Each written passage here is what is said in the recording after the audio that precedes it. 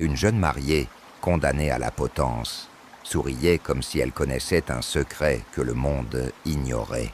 « Bienvenue à Dossier, je suis votre hôte, Étienne. Était-ce de la folie, de la provocation ou une vérité cachée ?» Miss Marple cherche la réponse. C'était, comme Madame Price Ridley l'a fait remarquer à tous ceux qui étaient à portée de voix, le mariage le plus charmant que St. Mary Mead ait vu depuis des années. Le soleil avait choisi de briller d'une luminosité presque suspecte ce samedi-là, projetant de petites taches dorées sur les pelouses impeccables et les vitraux polis des églises. Le village était venu au grand complet, certains par affection, d'autres par curiosité, et quelques-uns par pur plaisir de comparer la robe de la mariée à leur propre souvenir de mariage. La mariée, mademoiselle Elspeth Harcourt, était considérée comme une beauté fragile, presque fragile, peau pâle, cheveux clairs, et un regard à la fois étonné et calculateur. Elle épousait Monsieur Leonard Wade, un homme issu d'une famille respectable mais sans grand prestige, qui avait hérité du vieux moulin à la lisière du village. Il était grand, doux, et possédait une façon de parler qui faisait de chaque phrase une douce excuse. Miss Marple avait une belle vue depuis le banc derrière la tante âgée de la mariée. Contrairement à certains, elle n'admirait pas simplement les fleurs ou la dentelle du voile, même si elle remarqua les deux. Elle observait plutôt les visages. Elle remarqua la mâchoire serrée de Madame Harcourt en regardant sa fille descendre l'allée. Elle vit le frère du marié, brun, nerveux, le regard inquiet, s'agiter, mal à l'aise, lorsque le pasteur parla de fidélité à vie. Elle vit la demoiselle d'honneur, une jeune femme pleine de vie, un peu trop fardée pour l'église, jeter un coup d'œil vers le fond, où un inconnu en tailleur gris se tenait parfaitement immobile. Mais ce ne furent pas ces choses, aussi curieuses fussent-elles, qui firent pencher Miss Marple en avant. C'était la mariée elle-même, au moment où le vicaire entonna ces paroles solennelles. « Jusqu'à ce que la mort nous sépare ». Les lèvres d'Elspeth Harcourt s'incurvèrent à peine en un sourire. Ni le sourire tremblant d'une jeune femme nerveuse, ni celui attendri d'une mariée amoureuse. C'était différent. C'était rapide, subtil, presque intime. Et si Miss Marple avait été du genre à employer des mots mélodramatiques, elle aurait pu dire que c'était un sourire qui n'aurait pas dépareillé lors d'une pendaison. L'instant passa. Les vœux furent prononcés, les alliances échangées, et l'orgue gonfla, tandis qu'il sortait à la lumière du soleil. Miss Marple, qui croyait rarement aux coïncidences lorsqu'il s'agissait d'émotions humaines, rangea l'image. À la réception dans la salle paroissiale, on servit de la limonade, des sandwichs et un gâteau aux fruits. Respectable! Les ragots circulaient entre les tasses de thé, sur les finances des Harcourt, sur l'habitude particulière du marié de faire de longues promenades nocturnes, sur les amis londoniens de la demoiselle d'honneur. La conversation était animée, même si parfois teintée de cette légère acuité qui accompagne les discussions d'un village sur l'un des siens, qui opère un changement susceptible de modifier les équilibres locaux.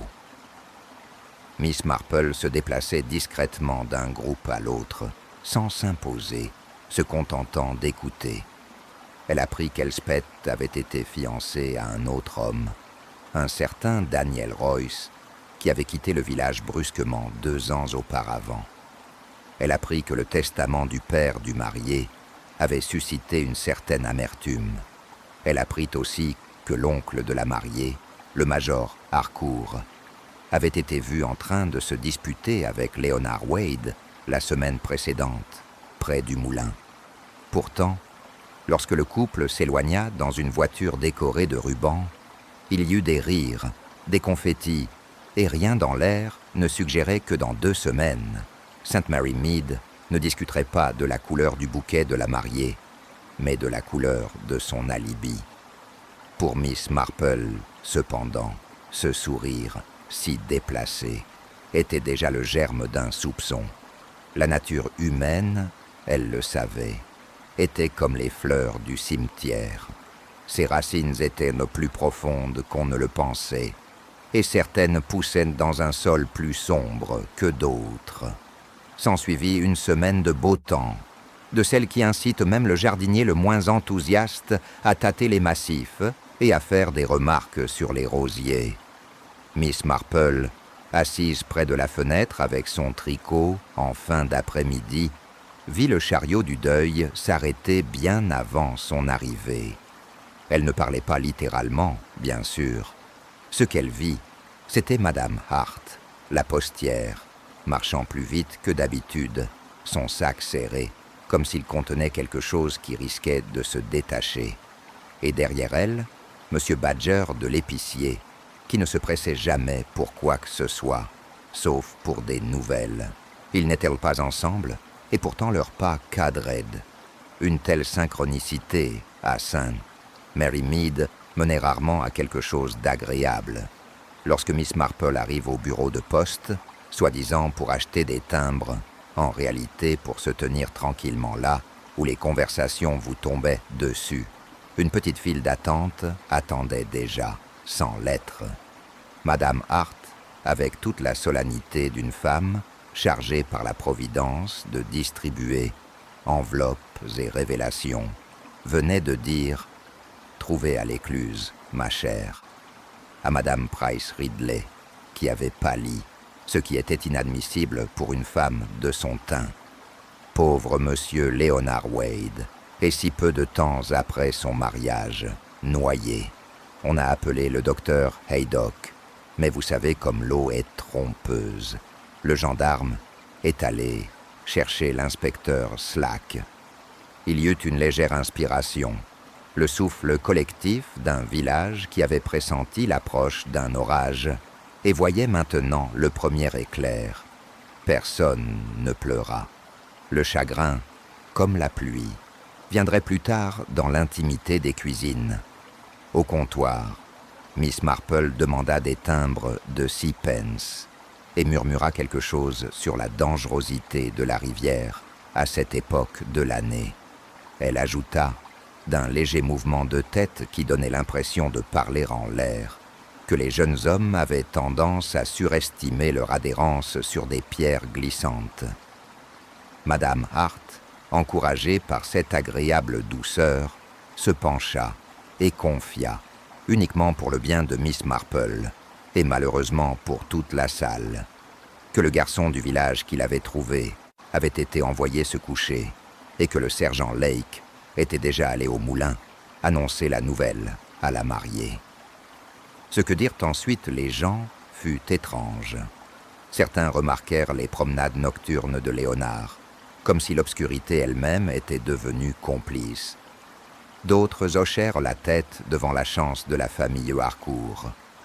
Madame Price Ridley, dotée d'une imagination morale qui arrivait toujours à la conclusion qu'elle trouvait la plus édifiante, suggéra que certaines imprudences finissaient par nous rattraper tôt ou tard, et que la rivière était depuis longtemps mal entretenue.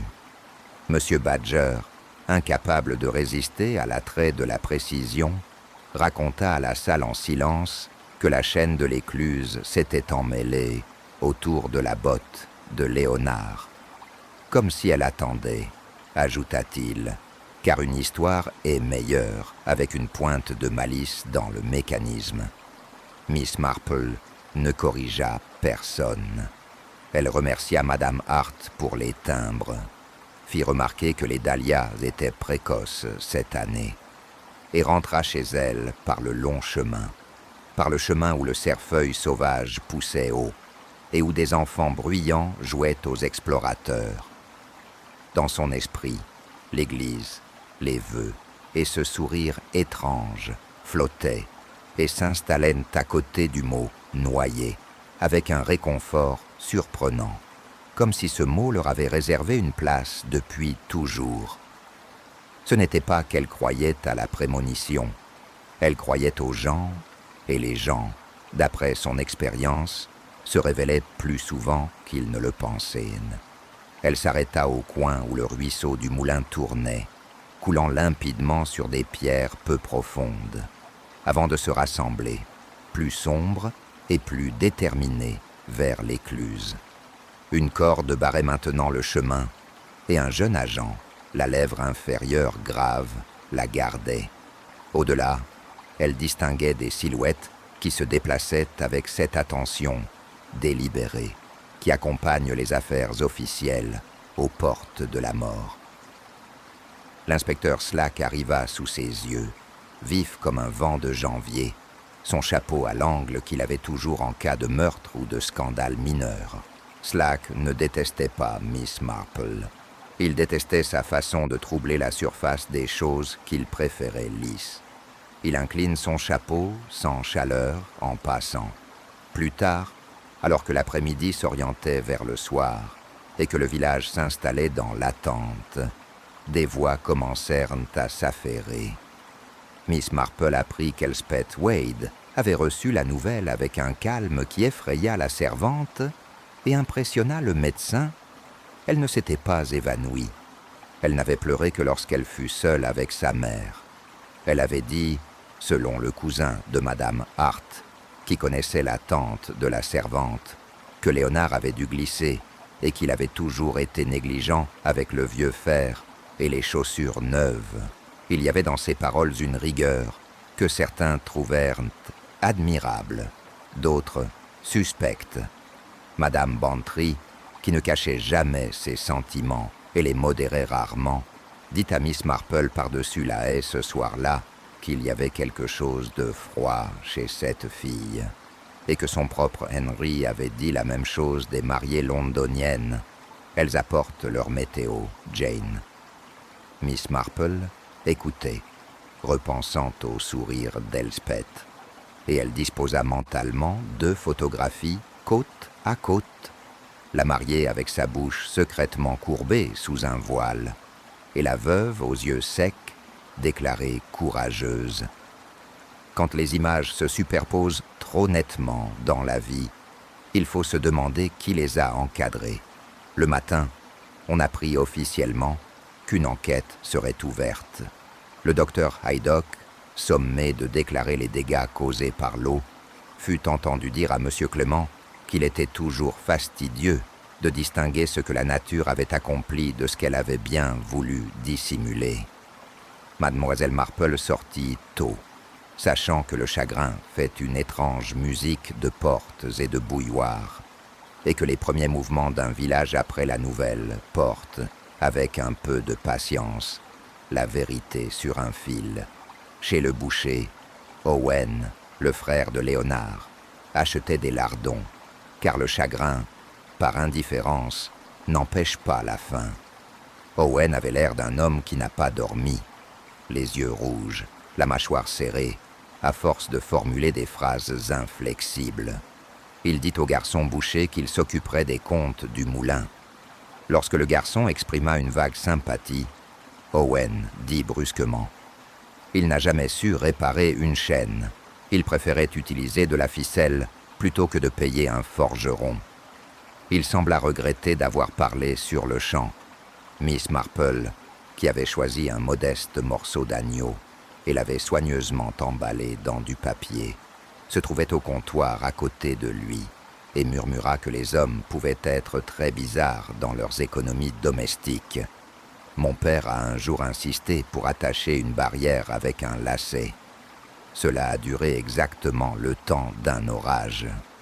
Owen, surpris par un petit sourire qui n'était qu'un tic, la remercia pour son bon sens.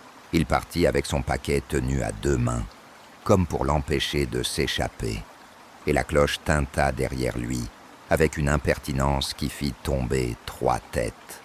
À 11 heures, on savait que l'inconnu en costume gris, remarqué au mariage et à qui l'on avait attribué, lors de la conversation qui suivit, plusieurs objectifs déplorables, avait été revu, cette fois près du presbytère, en train de discuter avec M. Clément. Le mot « sollicitor » surgit comme un bouchon, puis le mot « testament », puis, maladroitement ou habilement, selon l'interlocuteur, le mot « changement ». Madame Price Ridley déclara, par inévitabilité morale, que les testaments étaient toujours modifiés en faveur de la mauvaise personne, et que les épouses, pas particulièrement les nôtres, ajouta-t-elle en plissant les yeux avec piété, avaient sur les hommes un pouvoir qui faisait danser les plumes. Quelqu'un d'autre se souvint de la dispute entre Léonard et le major Harcourt la semaine précédente, qui maintenant assis à la table des souvenirs, prit de l'importance et fut mieux entendu. Le major, disait-on, avait des opinions bien arrêtées sur des biens qui ne lui appartenaient pas. Miss Marple alla voir Madame Bantry après le déjeuner. Il est toujours utile, d'après son expérience, de s'asseoir confortablement dans une pièce où les conversations s'échappent des rideaux et des coussins. Madame Bantry, les cheveux comme un halo rebelle et les opinions qui vont avec, étaient agitées. « On dira accident », annonça-t-elle. Slack a l'air d'un homme qui répète le mot. Il ne veut pas de meurtre à Sain, Mary Mead, ce mois-ci. Cela perturbe ses plans. Elle baissa la voix, bien que personne ne l'écoute à part l'horloge. Vous souvenez-vous du premier fiancé, Daniel Royce, celui qui est parti après une horrible dispute avant Noël. Il y a 2 Noëls, je crois. C'était la faute d'Elspeth, dit-on, ou de sa mère. Il est de retour. De retour? Les aiguilles de Miss Marple claquèrent doucement. C'est très intéressant. De retour, répéta Madame Bantry, ravie d'avoir la majuscule. Vu au Blue Boar hier soir, il avait l'air londonien. Un col qui dit qu'il a coûté plus cher que la chemise, si vous voyez ce que je veux dire. Le mari de Madame Hart l'a vu et le jure. Et la demoiselle d'honneur, la joyeuse avec trop de poudre sur le visage, Maisie Barton, a également été vue dans un état lamentable ce matin, les yeux rouges. Le genre de rouge qui ne signifie pas seulement qu'il pleure, mais qu'on lui fait des reproches. Je n'aime pas ça. Peu le font, acquiesça Miss Marple d'un ton léger, mais ça a son utilité. Comment peux-tu rester tranquille, Jane? Ça me dépasse.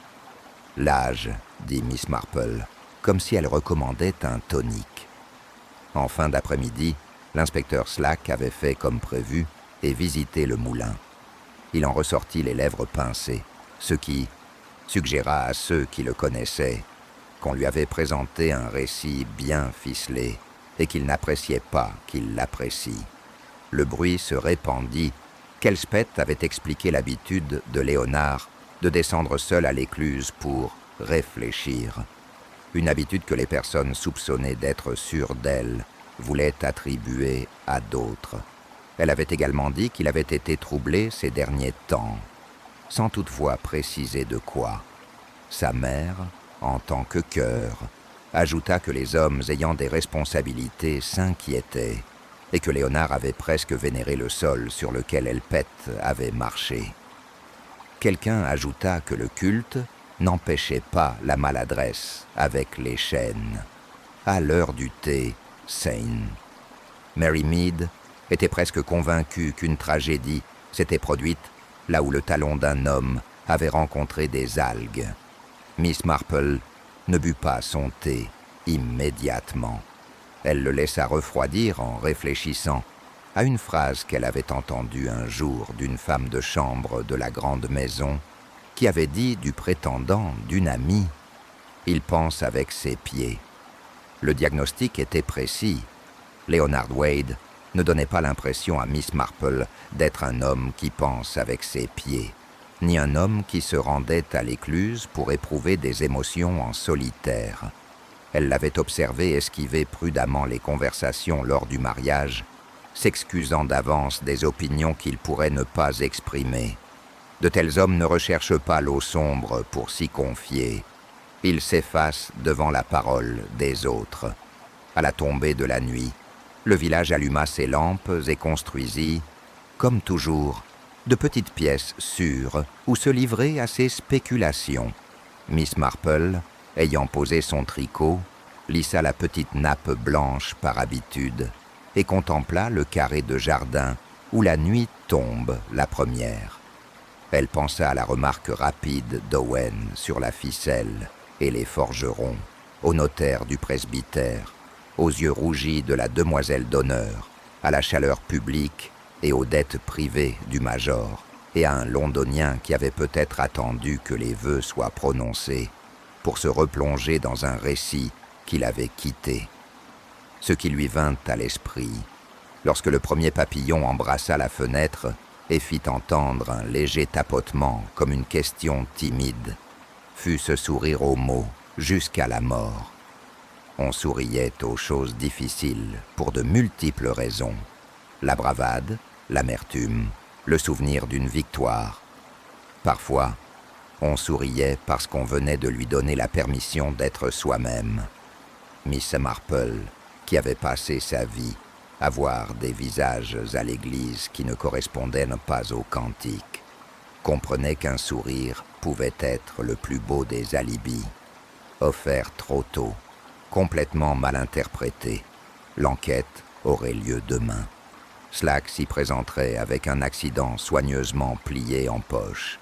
Le village reviendrait avec des histoires plus plates que jamais. Elspeth viendrait vêtue de noir, consciente de son effet.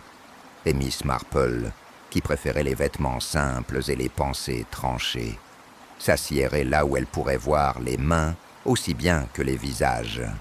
Les mains, d'après son expérience, se lassaient plus vite de mentir. Le matin de l'enquête arriva pâle et frais, avec une légère brume qui s'accrochait aux haies et faisait scintiller les pavés.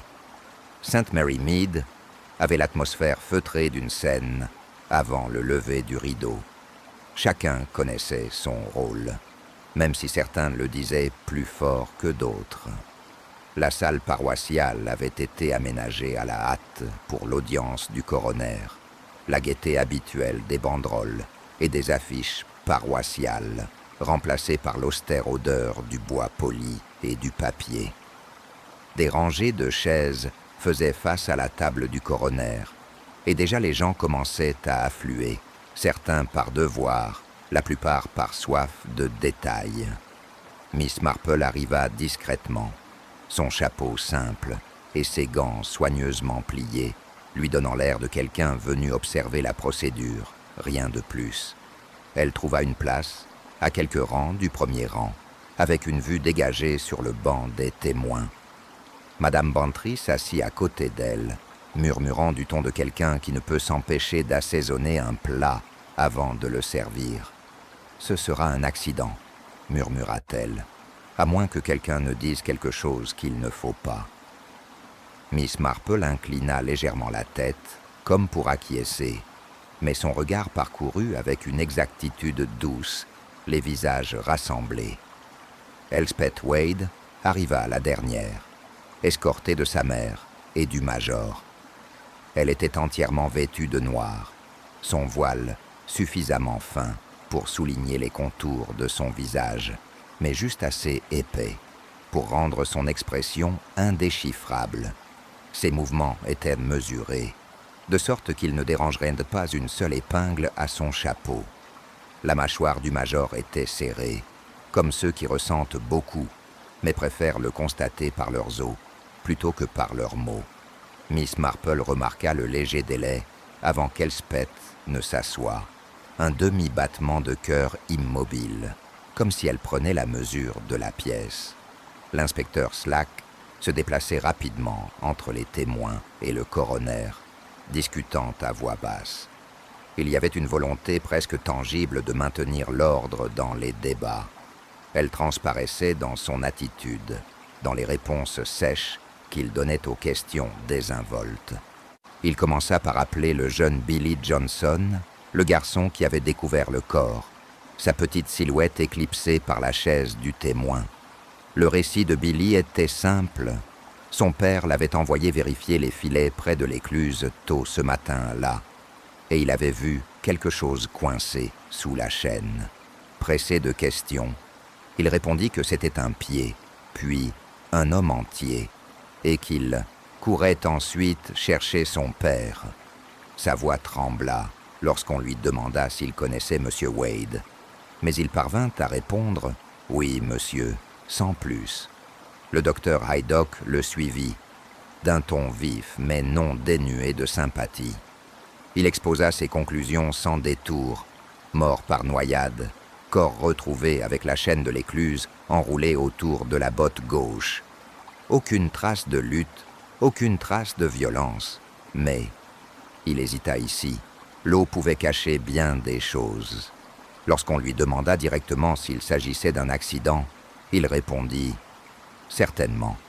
Les pierres sont glissantes à cette époque de l'année, et un faux pas peut rapidement mettre un homme en difficulté. » Et pourtant, pensa Miss Marple, son regard se posa sur Slack d'une manière qui suggérait une note de bas de page non formulée.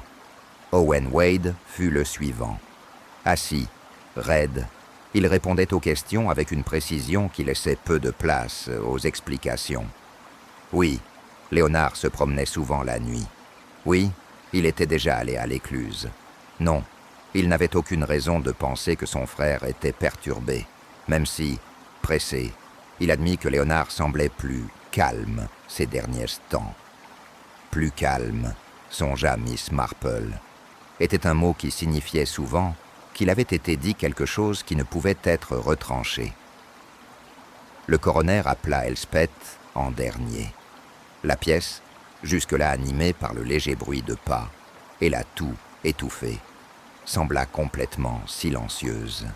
Elle prêta serment d'une main ferme et parla d'une voix basse mais posée, comme si elle savait que chaque mot serait pesé. Léonard, dit-elle, avait été pensif ces derniers jours, et elle pensait qu'il avait préféré la solitude à l'écluse. C'était un homme qui préférait rester près de l'eau, expliqua-t-elle, bien que Miss Marple ait perçu une légère hésitation avant de prononcer ces mots. Elle exprima sa tristesse avec grâce, sa gratitude envers ceux qui avaient tenté de l'aider, et lorsque le coroner lui demanda si elle imaginait une raison pour s'auto-mutiler, elle répondit fermement « Non, mon mari aimait la vie ». C'était une réponse bien formulée, ni trop rapide, ni trop réfléchie. Le verdict tomba comme prévu. Noyade accidentelle. L'expression de Slack se détendit légèrement, comme si un nœud avait été noué avec précision et ne voulait pas se défaire. Les gens commencèrent à se lever, les voix s'enflant sous le réconfort des conclusions. Mais Miss Marple resta assise, ses gants posés sur ses genoux. Ce n'était pas le verdict qui l'intéressait, c'était la façon dont la main d'Elspeth avait brièvement, presque imperceptiblement, agrippé le bord de la chaise pendant qu'Owen parlait. Non pas le chagrin qu'elle avait exprimé avec assurance, mais quelque chose de plus vif, de plus alerte. Dehors, la brume s'était dissipée, révélant les lignes épurées du clocher sur le ciel. Les villageois se groupaient en petits groupes, répétant le récit officiel, comme si la répétition pouvait le rendre plus crédible. Miss Marple passa près du major, qui parlait à un homme qu'elle reconnut comme un colonel, à la retraite de la paroisse voisine. « C'est une honte !» s'exclama le major, et juste au moment où les choses se calmaient. Son ton trahissait une certaine frustration, comme si le destin n'avait pas suivi son plan. Elle capta également un fragment de conversation entre Maisie Barton et une amie. Les yeux de Maisie étaient encore un peu rouges. « Je lui ai dit que ce n'était pas prudent, » dit-elle, avant de remarquer Miss Marple et de changer brusquement de sujet pour parler de la piètre qualité du thé servi à l'intérieur. C'était une redirection maladroite, et Miss Marple l'arrangea, à côté de la gaieté trop vive de la jeune fille au mariage. En rentrant chez elle, Miss Marple pensa à l'avocat en costume gris. Personne n'avait parlé de lui aujourd'hui. S'il était venu au village pour affaires pour les Wade, Il aurait été judicieux de le confirmer lors de l'enquête. Et pourtant, son nom n'avait pas été mentionné. Cette omission, pensa-t-elle, était comme une maille manquante dans une rangée pourtant bien rangée. Elle risquerait de se défaire si elle était tirée. Plus tard dans l'après-midi, Madame Bantry vint lui rendre visite, trop curieuse pour rester à la maison. « Eh bien, Jane, c'est tout, n'est-ce pas ? Un accident, propre et ordonné. » Elle s'installa dans un fauteuil, sans attendre d'invitation, les yeux brillants. Mais je dois dire que j'ai trouvé la mariée un peu trop posée. Pas un cheveu de travers. Certaines femmes, dit doucement Miss Marple, sont très douées pour présenter l'image dont elles souhaitent qu'on se souvienne. Madame Bantry se pencha en avant. Et vous pensez qu'elle souhaite qu'on se souvienne d'elle comme... Quoi, exactement ? Les aiguilles à tricoter de Miss Marple claquaient doucement. « Je pense, dit-elle, qu'elle souhaite qu'on se souvienne d'elle comme d'une épouse qui n'avait aucune raison de chercher ailleurs. » Autre part. « Ailleurs », répéta Miss Marple, les yeux rivés sur le fil bleu pâle. « Il peut y avoir bien des choses. Un autre homme, une autre vie, une toute autre histoire. » Le lendemain, un incident mineur, mais révélateur, survint. Le propriétaire du Blue Boar raconta à qui voulait l'entendre que son invité londonien, dont le nom n'était pas mentionné, était parti sans prévenir, dans la nuit suivant l'enquête. Il avait payé la totalité de la somme, laissé la clé sur le comptoir, et était parti avant l'aube. Le propriétaire ne pouvait dire s'il avait pris le train de bonne heure, mais il avait laissé un morceau de papier plié dans la corbeille, à papier de sa chambre.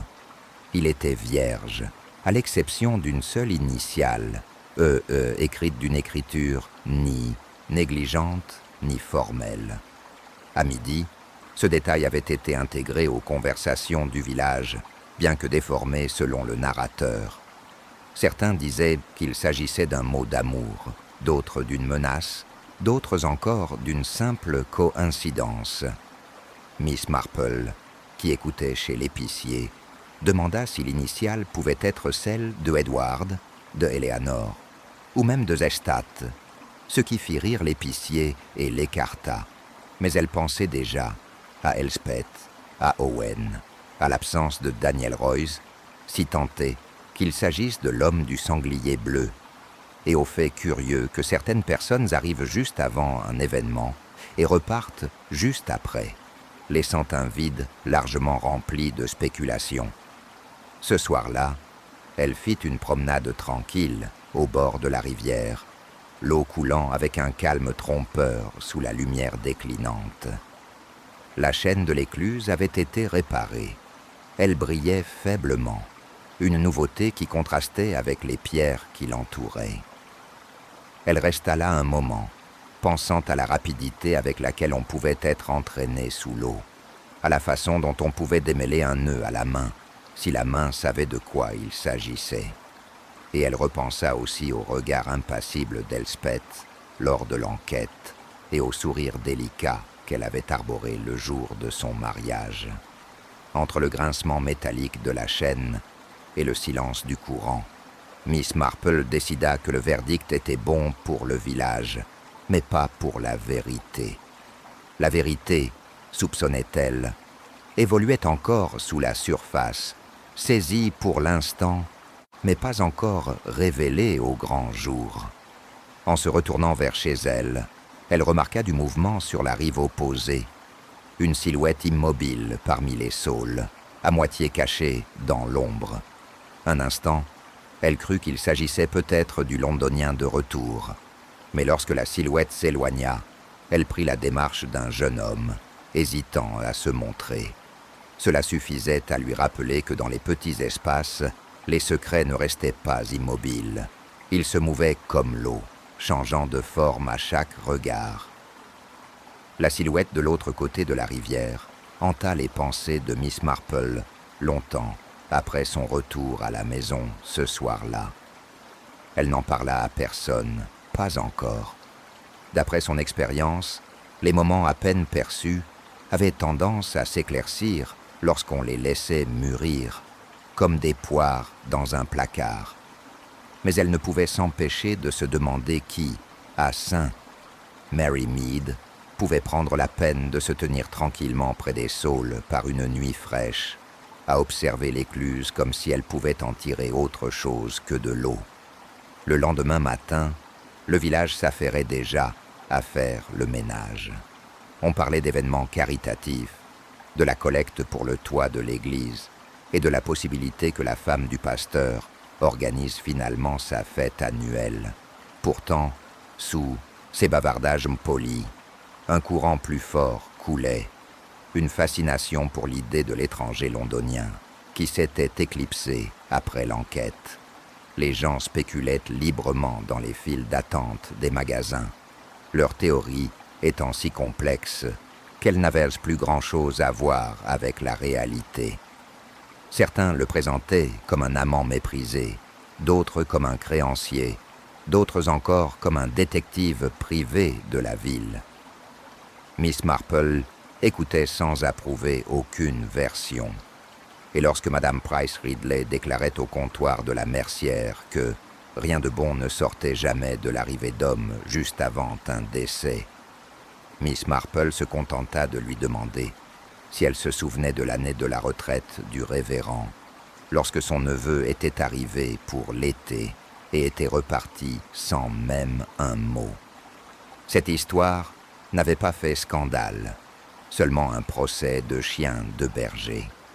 Mais ce rappel servit à pousser Madame Price Ridley à admettre que tous les départs brusques n'étaient pas sinistres. Miss Marple songea qu'il était souvent utile de tempérer une théorie afin qu'une meilleure puisse se former. Cet après-midi-là, Miss Marple reçut la visite de M. Clément, le vicaire. Il était venu sous prétexte de remettre une brochure sur les réparations de l'église, mais elle savait reconnaître un homme chargé d'une petite curiosité. Il accepta une place et une tasse de thé, puis fit remarquer, d'un ton de légèreté prudente, qu'elle avait assisté à l'enquête. « Oui, ma chérie, » dit-elle en versant le thé sans s'arrêter. « Je trouve que ces choses-là, bien des cela, sont souvent moins liées à ce qui est dit qu'à la façon dont on le dit. » Le vicaire hésita. « Vous avez le don de remarquer ce genre de choses.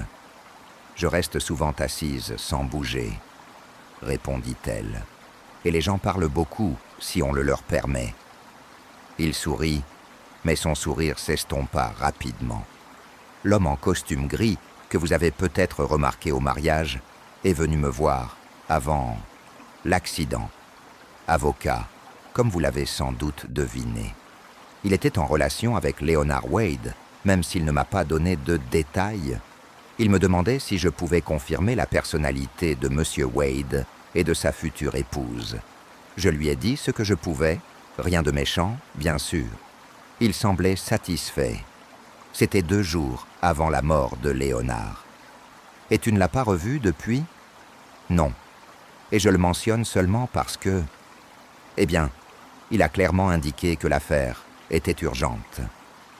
Miss Marple remuait son thé, observant la cuillère plutôt que le vicaire. L'urgence est curieuse en matière de propriété. Elle peut signifier que quelque chose est sur le point d'être gagné ou perdu.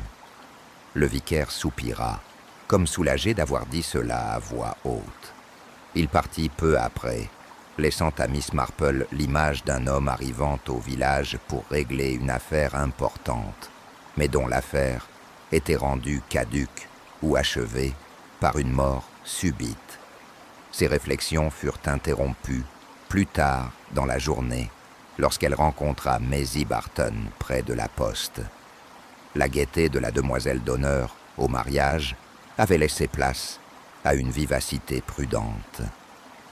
Elle salua poliment Miss Marple, mais lorsque Miss Marple s'enquit de la santé de sa mère, la réponse de Maisie fut brève et son regard se détourna. « J'espère que vous tenez le coup après la triste nouvelle, » dit doucement Miss Marple. Maisie serra les lèvres avant de répondre. C'est terrible, bien sûr, mais la vie continue. Elle jeta un coup d'œil vers la route, comme si elle attendait quelqu'un. J'aimais beaucoup Léonard, à ma façon. Il était toujours gentil avec moi. Sur ton chemin, Maisie rougit. Seulement qu'il était facile de lui parler. Il ne donnait jamais l'impression à une fille de lui faire perdre son temps.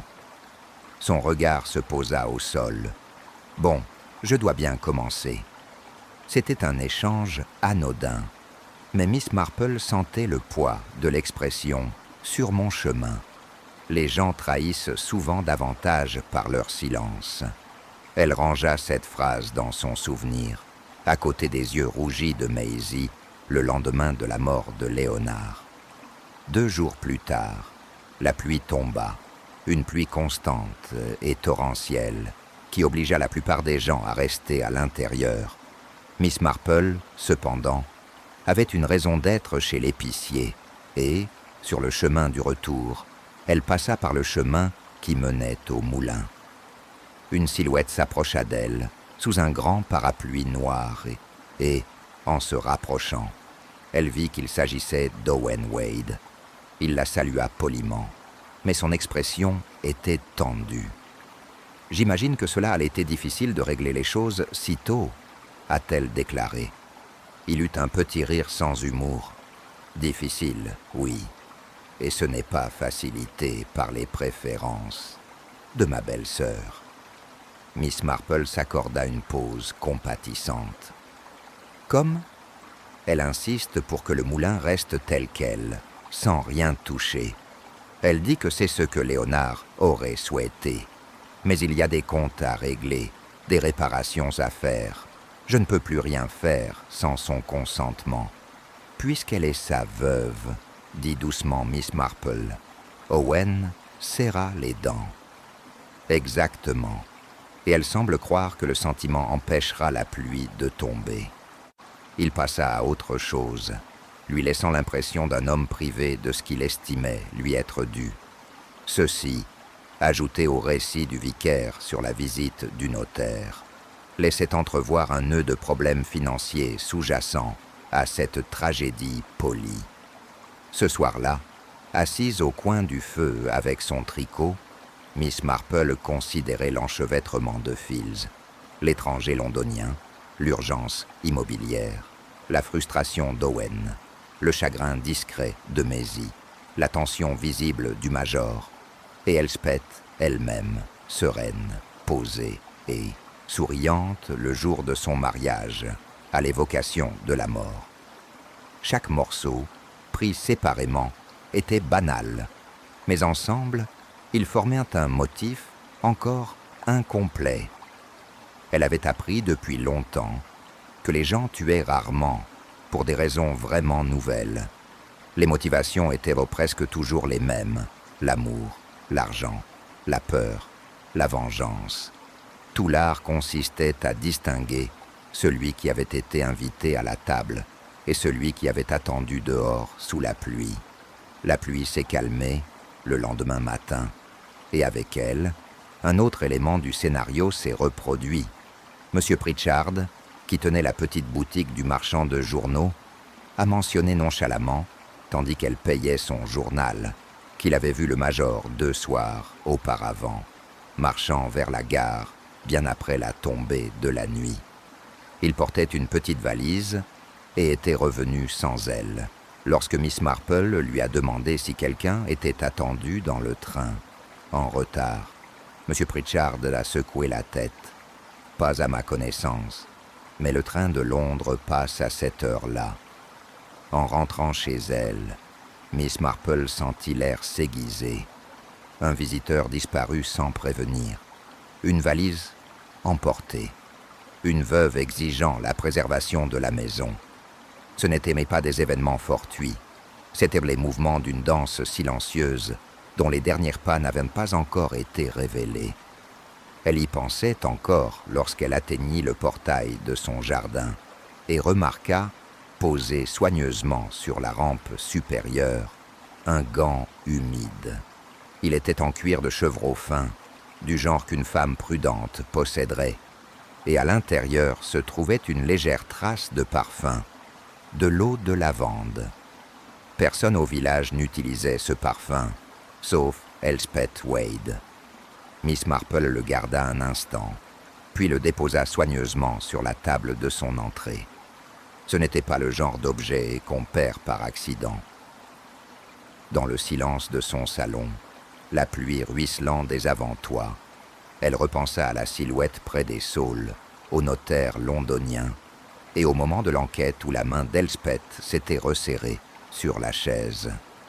Parmi ces petits détails se trouvait le moment où un vœu de mariage était devenu une condamnation à mort. Et lorsqu'elle le trouva, elle soupçonna que cela mènerait non seulement à la vérité sur la mort de Léonard, mais aussi à la raison pour laquelle sa fiancée avait souri devant la potence, avant même que la corde ne soit nouée. Le gant humide resta sur la table d'entrée de Miss Marple toute la soirée, sa présence rappelant discrètement que certaines choses étaient rangées plutôt que perdues. Elle ne doutait pas qu'il appartenait à Elspeth Wade. L'eau de lavande était caractéristique, et la mémoire de Miss Marple pour ces petits détails était aussi précise qu'un livre de contes. Elle avait vu Elspeth porter des gants de cette coupe et de cette couleur au mariage, puis à l'enquête. La Crodel en question n'était pas de savoir comment il était arrivé jusqu'à sa porte, mais pourquoi il y avait été laissé. Le matin apporta une faible lumière hivernale et le retour de l'activité du village. Le facteur marchait d'un pas vif, les rideaux de Madame Price Ridley étaient tirés de bonne heure, et une charrette de la gare arriva avec une seule malle à son bord. Miss Marple l'observa depuis sa fenêtre, tandis qu'elle s'engageait dans le chemin en direction du moulin. Une livraison, peut-être, ou le retour d'un colis expédié.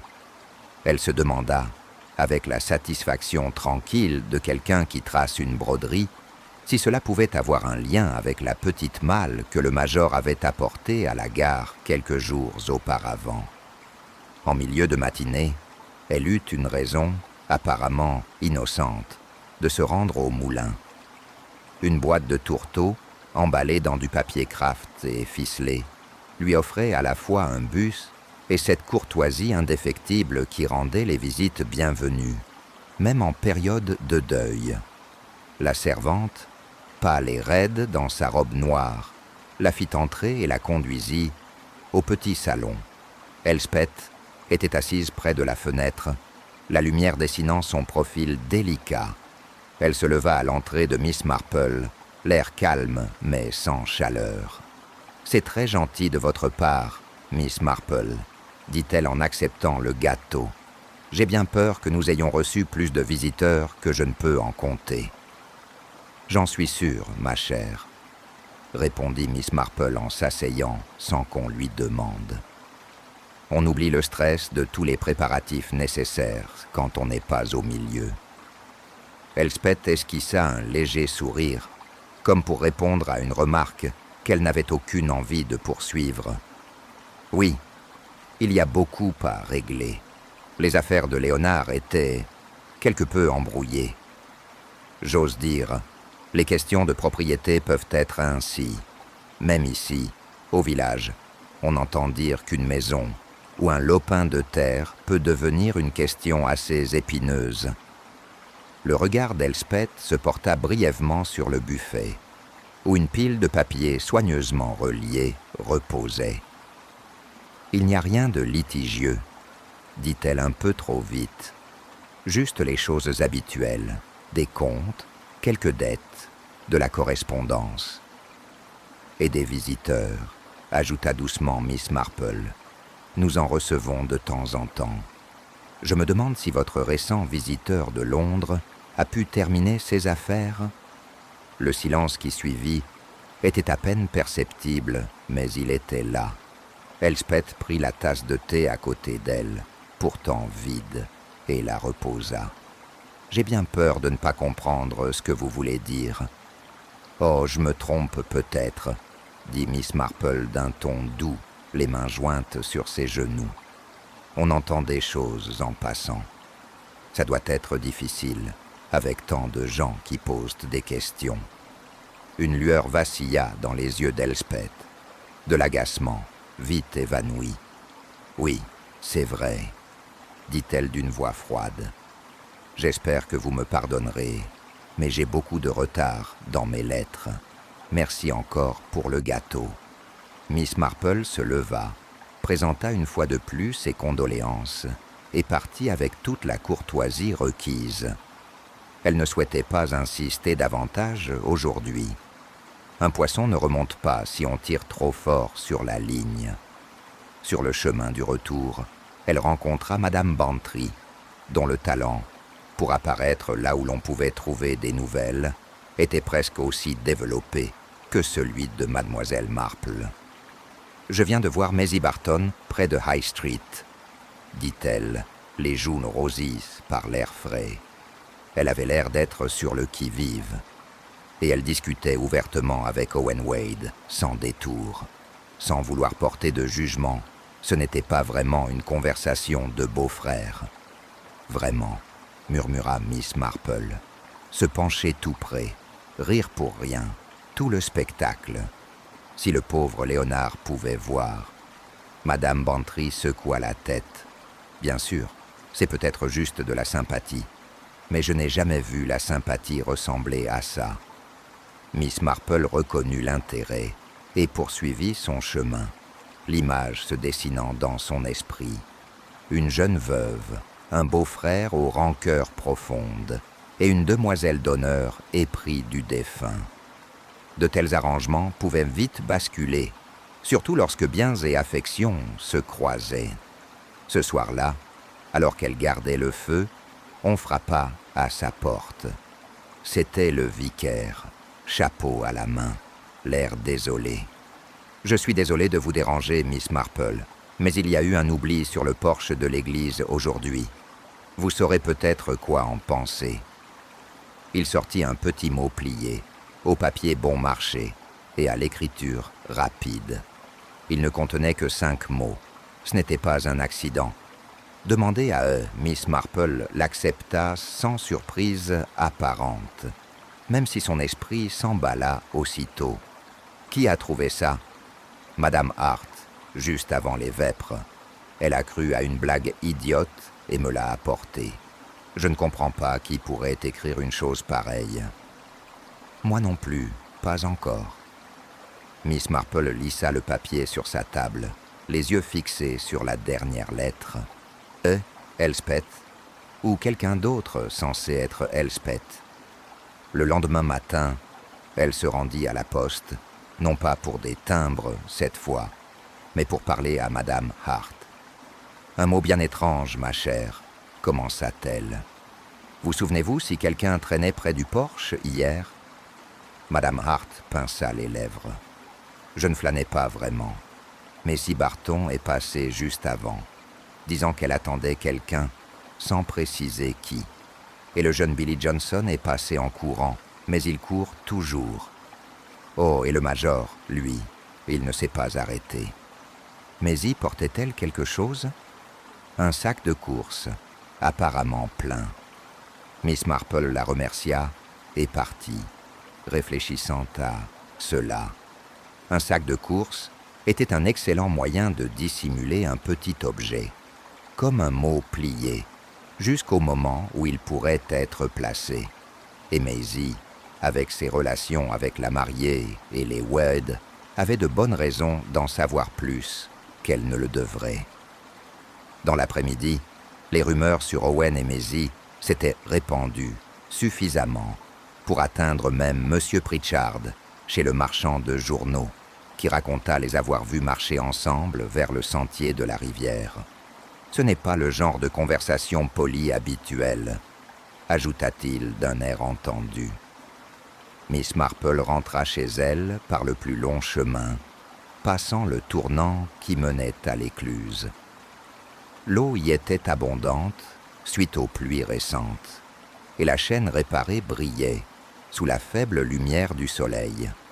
Elle s'arrêta pour observer le courant tourbillonner près des pierres, imaginant la rapidité avec laquelle une botte pouvait se retrouver coincée, surtout si quelqu'un s'en occupait.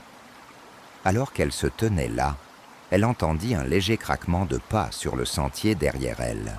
Se retournant, elle vit Owen Wade s'approcher, l'air réservé. « Vous vous promenez, Miss Marple ?»« Oui, ma chère, c'est bon pour la circulation et pour l'esprit. » Il eut un petit rire. « Ça te dérangerait de penser à Léonard ?»« Toujours, » dit-elle doucement. « Et de ceux qui restent ?» Ses yeux se posèrent un instant sur l'eau. Il vaut mieux laisser certaines choses là où elles sont. Parfois, acquiesça Miss Marple, et parfois, ils finissent par s'échouer, qu'on le veuille ou non. Il inclina la tête avec raideur et poursuivit son chemin, la laissant avec la certitude que quelque chose entre Owen et Maisie, et peut-être entre Owen et son défunt frère, remontait à la surface. Le mot, le gant, la disparition du notaire, le départ précipité de l'étranger londonien. Tout cela n'était plus des curiosités isolées. C'étaient des pièces qui s'assemblaient plus étroitement, la forme de l'ensemble commençant à se dessiner. Miss Marple se retourna vers la maison, son panier à tricot l'attendant, et pensa que très bientôt, elle devrait tirer l'un de ses fils assez fort pour voir qui essaierait de le lui reprendre. Le lendemain, le jour se leva clair, une lumière vive filtrant sur les toits de Saint. Mary Mead, apportant avec elle ce calme trompeur qui suit toujours une perturbation dans le village.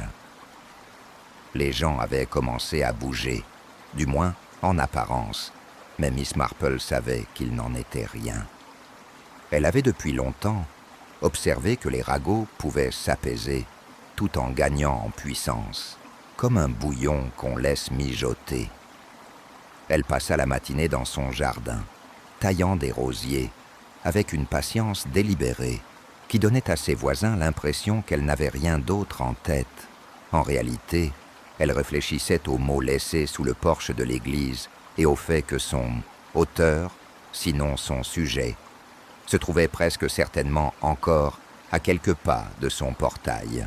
Demandez à eux, avait-il indiqué, et dans un endroit comme Saint.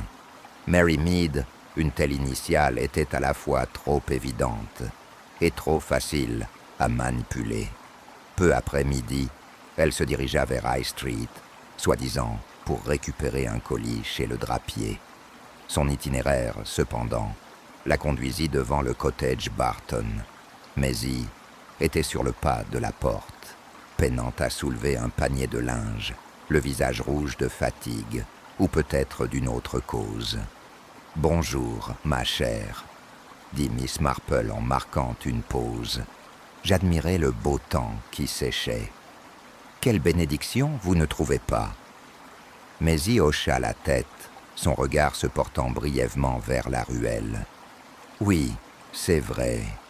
J'ai beaucoup de choses à faire. »« Je m'en doute, » répondit Miss Marple d'un ton doux. « J'espère que vous vous êtes remis de cette horrible histoire. Ça a dû être un véritable choc pour tout le monde au mariage. » Le panier oscillait légèrement dans les mains de Maisie.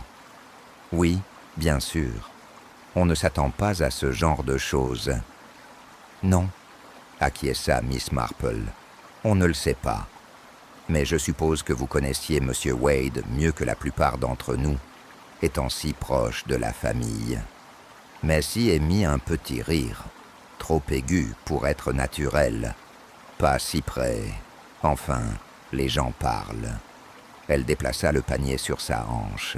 « Je ferais mieux de les accrocher. » Miss Marple inclina la tête et la laissa partir.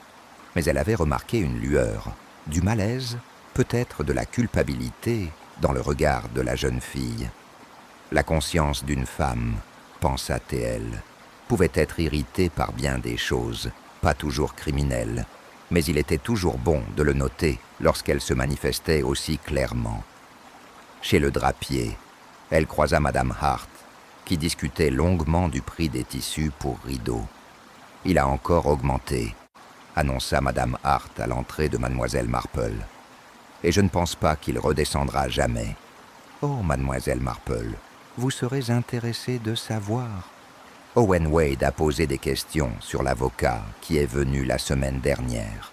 Dans la boutique, tout à fait, ouvertement. Quel genre de questions? Madame Hart baissa la voix. Je voulais savoir si quelqu'un l'avait vu partir. Elle a dit qu'il n'avait jamais terminé son affaire avec Léonard. Je lui ai répondu que je ne savais pas, même si, bien sûr, j'avais entendu dire que ce monsieur était parti précipitamment. Miss Marple émit un son pensif. « Je me demande vraiment, dit-elle, si l'affaire de monsieur Wade était aussi inachevée qu'il le croit. » Elle rentra chez elle avec le paquet du drapier dans son panier et la petite information de Madame Hart soigneusement rangée dans ses pensées. L'intérêt d'Owen pour le notaire était révélateur.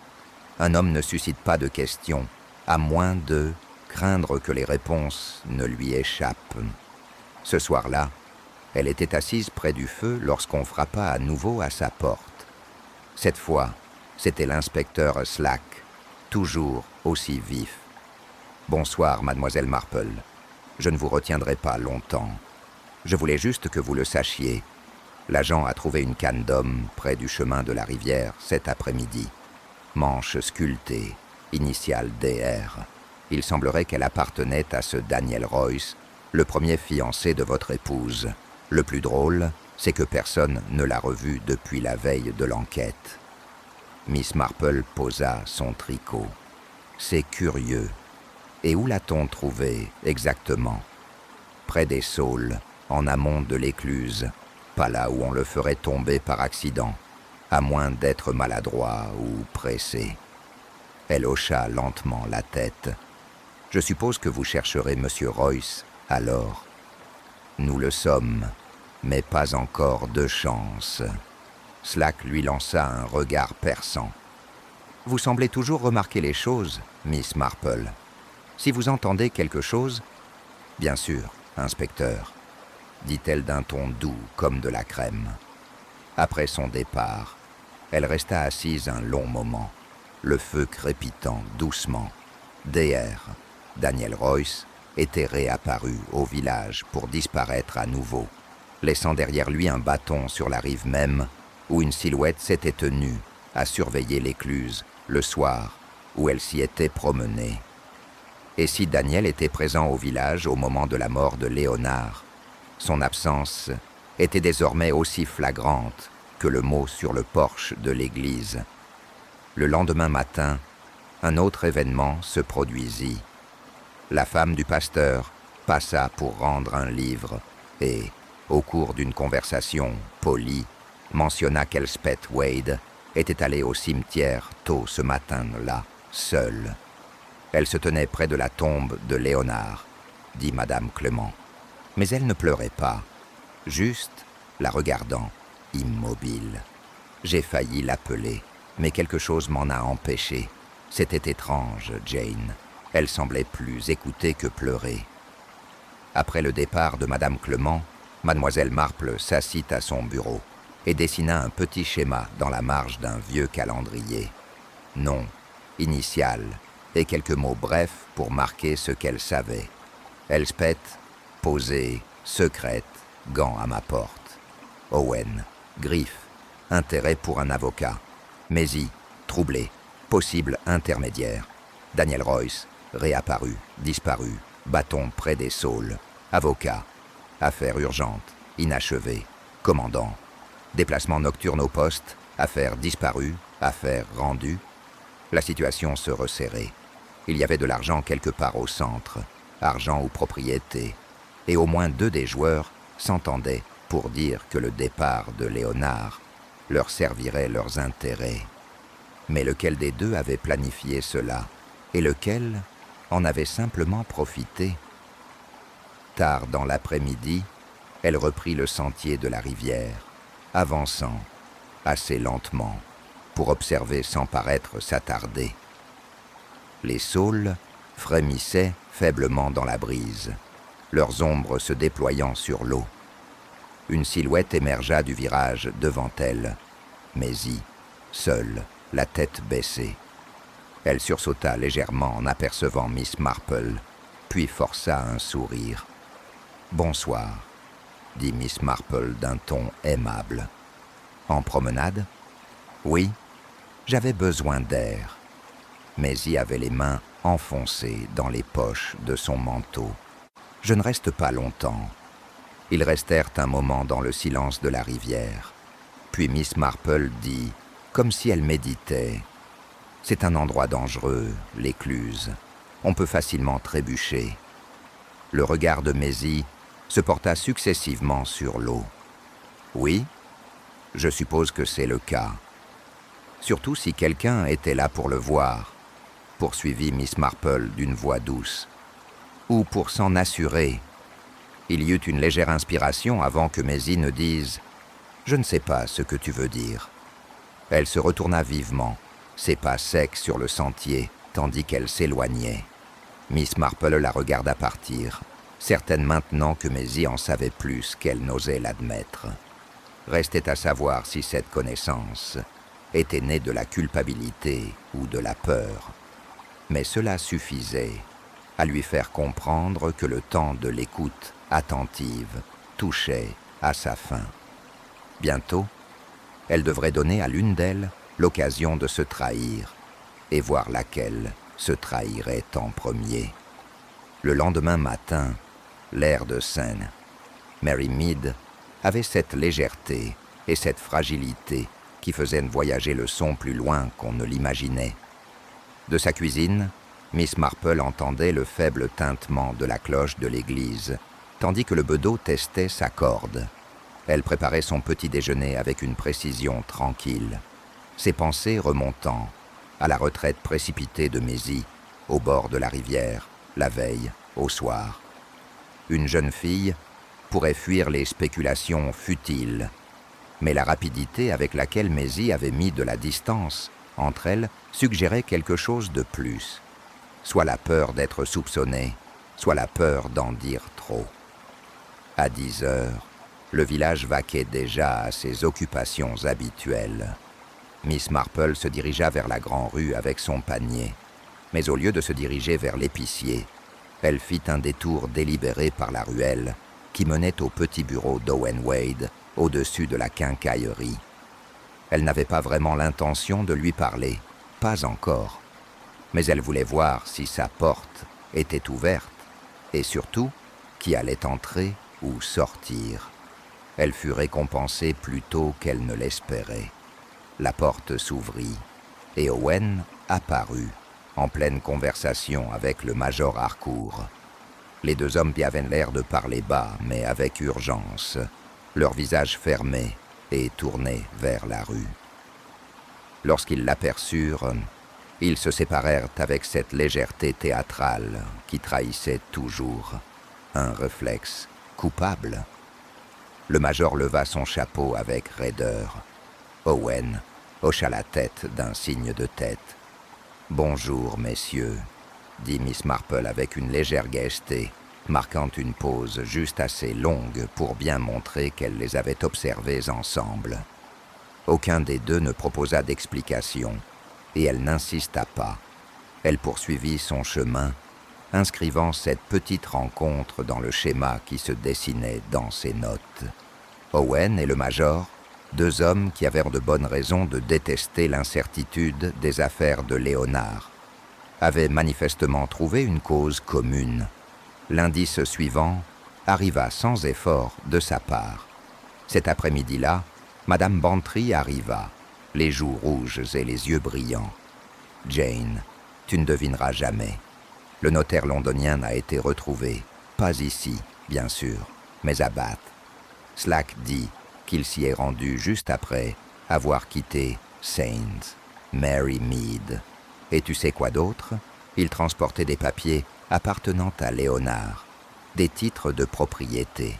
Slack ne dit pas comment ils sont arrivés entre ses mains, mais apparemment, Ils ont été cédés à Elspeth. Miss Marple leva les yeux de son tricot. C'est vraiment efficace de sa part. Madame Bantry se pencha en avant. Vous voulez dire que vous n'êtes pas choquée? Jane, cette maison et ce terrain, eh bien, Owen doit être furieux. Peut-être, ou peut-être qu'il le savait déjà. Madame Bantry fronça les sourcils. Eh bien, je trouve ça trop bien. L'homme meurt, et quelques jours plus tard, sa veuve obtient les titres de propriété à son nom. Ce n'est pas la vitesse du village, c'est la vitesse de Londres. Miss Marple ne protesta pas.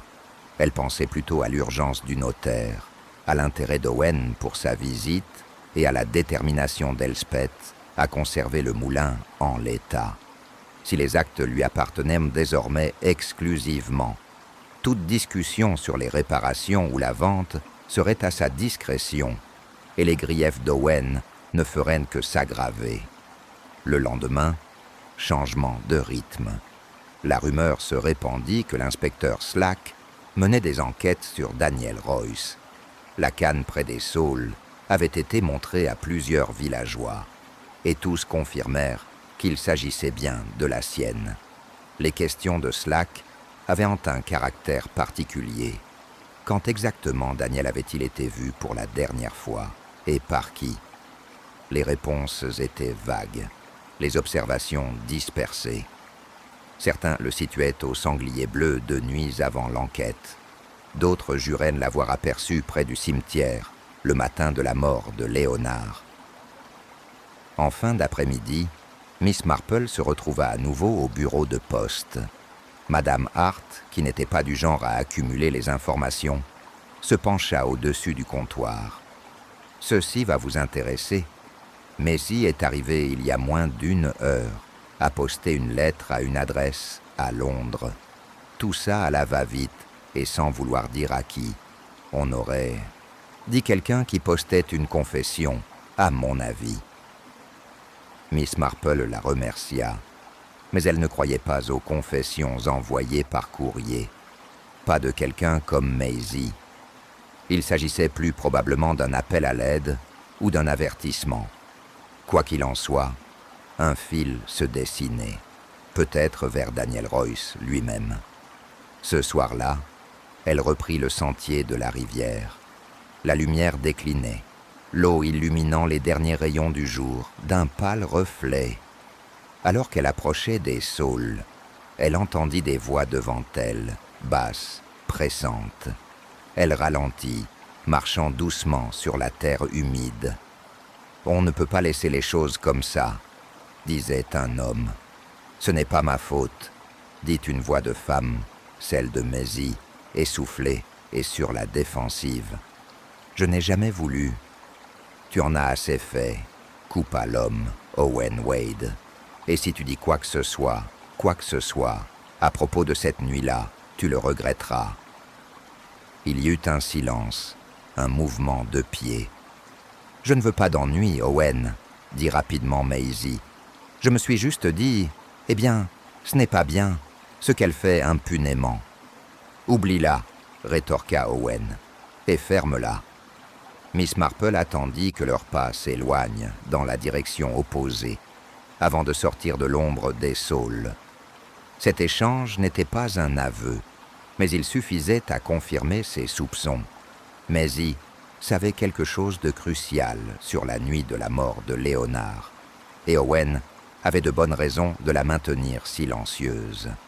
Le lendemain matin, elle se rendit au presbytère sous prétexte de rapporter un livre. La femme du pasteur servit du thé et demanda si Miss Marple était au courant des dernières nouvelles.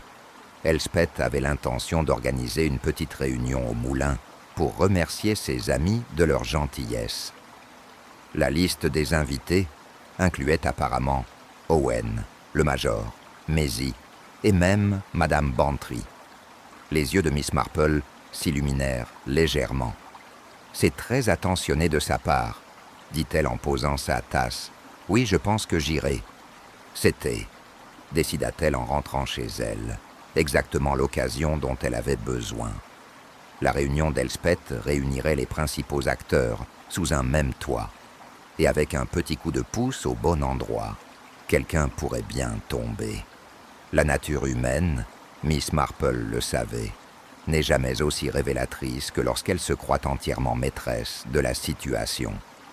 Elle passa le reste de la journée à se préparer, non pas de manière ostentatoire, car elle n'avait aucune intention de laisser croire à quiconque qu'elle faisait plus que choisir un chapeau, mais dans son esprit, à organiser les petites remarques apparemment inoffensives qui pourraient être glissées dans la conversation, comme des cailloux dans un étang calme, envoyant des ondulations qui pourraient surprendre le coupable, si elle avait raison, et son instinct la trahissait rarement. À la fin de la petite réunion d'Elspeth, elle saurait exactement pourquoi Léonard Wade était allé à l'écluse cette nuit-là, et lequel de ses visages souriants l'avait vu rendre son dernier souffle. Le moulin avait changé dans la lumière de fin d'après-midi. Ses murs de pierre adoucis par le soleil rasant, les fenêtres luisant faiblement, comme si elles avaient leur propre secret. Un groupe de voitures stationnait au bord de l'allée, plus important que ce que le chemin avait l'habitude d'en voir, et le parfum des fleurs fraîchement coupées flottait par la porte ouverte. Elspeth Wade avait organisé sa petite réunion avec une précision qui ne laissait rien au hasard. Du thé disposé sur le buffet poli, quelques sandwichs et une génoise, des chaises disposées de manière à permettre la conversation, mais aussi, remarqua Miss Marple, à permettre à l'hôtesse d'avoir une vue dégagée sur tous les présents. Les invités qu'étaient déjà rassemblés à son arrivée. Madame Bantry, rayonnante dans son nouveau chapeau, parlait avec sérieux au Major Harcourt, près de la fenêtre. Owen, debout près de la cheminée, un verre à la main, s'adressait à Maisie Barton, dont le rire était trop rapide et s'était éteint trop tôt. L'inspecteur Slack, entre tous, était également présent, bien que sa posture suggérait qu'il se considérait comme un observateur plutôt que comme un participant. Elspeth se déplaçait avec grâce parmi eux, une robe de soie noire remplaçant les lourds vêtements de deuil, l'air aussi calme qu'à l'enquête. Miss Marple l'accueillit avec une chaleur polie et se laissa guider vers un siège au centre de la salle. De là, elle pouvait observer les légers changements de posture et les regards fugaces échangés entre les invités lorsqu'ils pensaient que personne ne les regardait. C'était un tableau familier, des invités disposés comme pour une photo de groupe, chacun s'efforçant d'apparaître exactement comme il souhaitait qu'on se souvienne de lui. La conversation commença par des sujets tranquilles, la météo, l'état du toit de l'église, la rareté du thé. Miss Marple attendit, laissant la conversation reprendre son rythme naturel. Puis elle se pencha vers Madame Bantry et dit, d'une voix juste assez forte, « Je me promenais encore au bord de la rivière l'autre soir, un endroit si paisible, même s'il a des souvenirs malheureux maintenant. J'ai toujours pensé que les saules y sont comme des sentinelles, surveillant tout. C'était une petite pierre jetée dans l'étang, mais les ondes furent immédiates. La main de Maisie trembla légèrement, tandis qu'elle se versait une tasse. Le regard d'Owen se posa sur elle, avant de revenir à mi-distance. Elspeth, qui parlait à Slack, la regarda avec un intérêt poli, même si son regard s'attarda un peu trop longtemps sur Maisie. Madame Bantry, avide de découvrir une histoire, dit « Tu ne penses pas qu'il y avait quelqu'un là-bas cette nuit-là, Jane ?»« Oh, j'imagine qu'il y a dû y aller, » dit Miss Marple d'un ton doux, ses aiguilles à tricoter cliquetant doucement. « Ce n'est pas le genre d'endroit qu'on laisse sans y être allé, surtout si on y a des affaires. Et puis, bien sûr, il y a cette canne qu'ils ont trouvée. » Slack tourna légèrement la tête. « Je n'ai toujours pas retrouvé son propriétaire, » dit-il, comme si l'affaire n'avait qu'un intérêt passager. « C'est étrange. répondit Miss Marple. « On pourrait croire qu'un homme regretterait une telle chose, à moins d'avoir une raison de s'en séparer précipitamment. » L'atmosphère dans la pièce changea. Pas assez tendue pour que quiconque la remarque, mais perceptible pour quelqu'un qui avait passé des décennies à étudier la météo humaine. Maisie baissa les yeux vers sa tasse, ses jointures pâles sur la porcelaine. Owen s'éclaircit la gorge et se dirigea vers le buffet pour prendre un autre sandwich qu'il ne mangea pas. Elspeth, cependant, souriait. « On entend ce genre d'histoire dans les villages, » dit-elle d'un ton léger. « Bientôt, le bâton appartiendra à un bandit de grand chemin ou à un duc déguisé. J'ose dire que cela n'a absolument rien à voir avec Léonard. »« Peut-être, » admit Miss Marple, « mais j'ai toujours pensé que les objets ont tendance à apparaître là où on les désire le plus, ou le craint le plus. » Elle laissa son regard se poser brièvement sur Elspeth, puis sur Maisie, avant de se remettre à son tricot. La conversation a dévié, mais le ton sous-jacent est resté. Miss Marple a attendu une accalmie, puis a remarqué « Je pensais aussi à la rapidité avec laquelle les choses peuvent changer de main. Une propriété, par exemple. On m'a dit que le moulin était à toi, maintenant, ma chère ?» Elspeth incline gracieusement la tête. « Oui, c'était le souhait de Léonard. Et quelle chance que les papiers soient en règle si tôt après le mariage. Je suis sûr que l'avocat a été soulagé d'avoir terminé l'affaire. » Un léger silence s'abattit, l'espace d'un battement de cœur. Le regard du major se posa sur Elspeth. Owen serra les mâchoires. Mais y remua sur son siège. Seul le sourire d'Elspeth ne faiblit pas. « Il faut être pragmatique, Miss Marple. » Léonard n'était pas homme à laisser les choses en suspens. « Non, en effet, » dit doucement Miss Marple, comme pour acquiescer. Elle n'insista pas davantage. Le message était clair. Il suffisait de laisser la salle goûter la forme de la chose sans la nommer directement. Les coupables, elle le savait, se révélèrent souvent par la rapidité avec laquelle ils essayaient d'atténuer les effets. Une fois le thé terminé et les départs polis, Miss Marple, gants à la main, échangea les adieux. Owen partit le premier, d'un pas raide, qui donna l'impression que son départ était une fuite. Maisie, l'œil, suivit peu après, s'arrêtant à la porte comme pour parler, puis se ravisant. Le major s'attarda pour dire quelque chose à voix basse à Elspeth avant de s'incliner.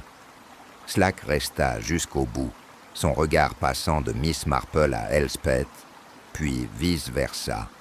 « Vous avez vraiment le don de mettre une pièce en effervescence, Miss Marple, » dit-il alors qu'ils sortaient ensemble. « Oh, je n'ai fait que quelques remarques que tout le monde pourrait remarquer, » répondit-elle en attachant son manteau. « C'est remarquable comme les gens réagissent à des observations simples, n'est-ce pas ?» Slack lui lança un regard mi-résigné, mi-curieux. « Si tu as quelque chose, tu ferais mieux de me le dire avant que ça ne s'embrouille davantage. »« Pas encore, » dit-elle, « mais bientôt.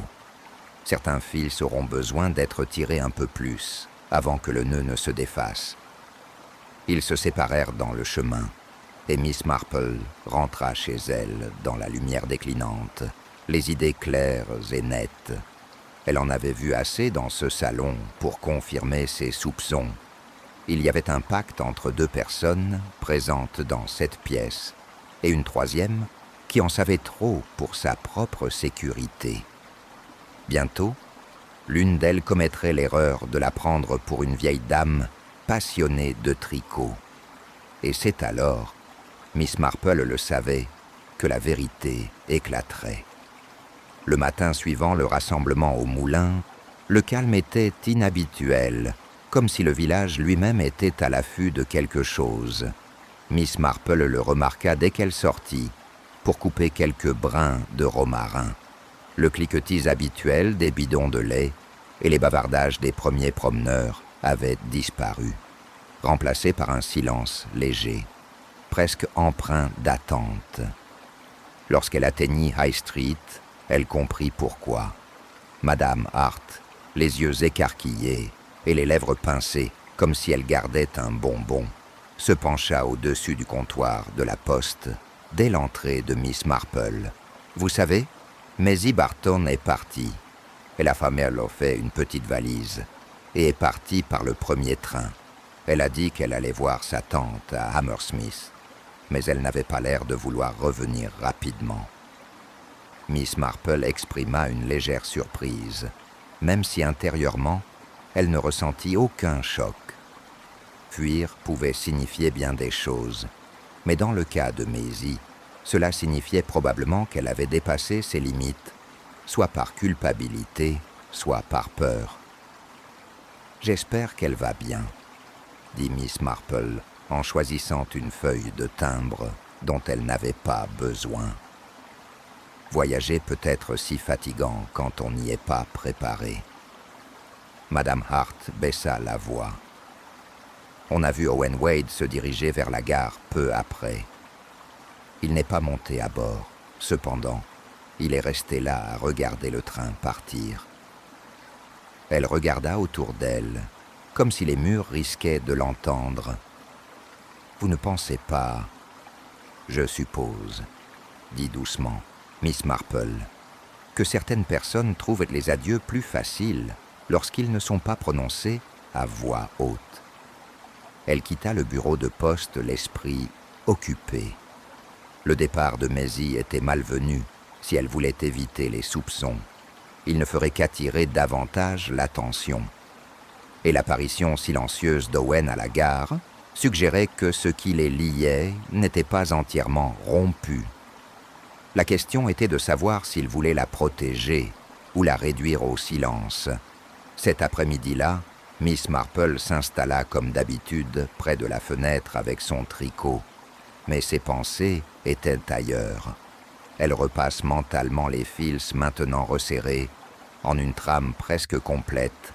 La mort subite de Léonard à l'écluse, le transfert rapide du moulin au nom d'Elspeth, les espoirs déçus d'Owen, l'urgence inexpliquée du notaire, les demi-aveux de Maisie au bord de la rivière, la réapparition puis la disparition de Daniel Royce et la canne abandonnée près des saules. Le motif était indéniable, mais un morceau restait à sa place. La réponse vint, comme souvent, d'une remarque désinvolte. Madame Bantry débarqua juste avant le thé, tout en bavardant des fiançailles d'une cousine à Torquay.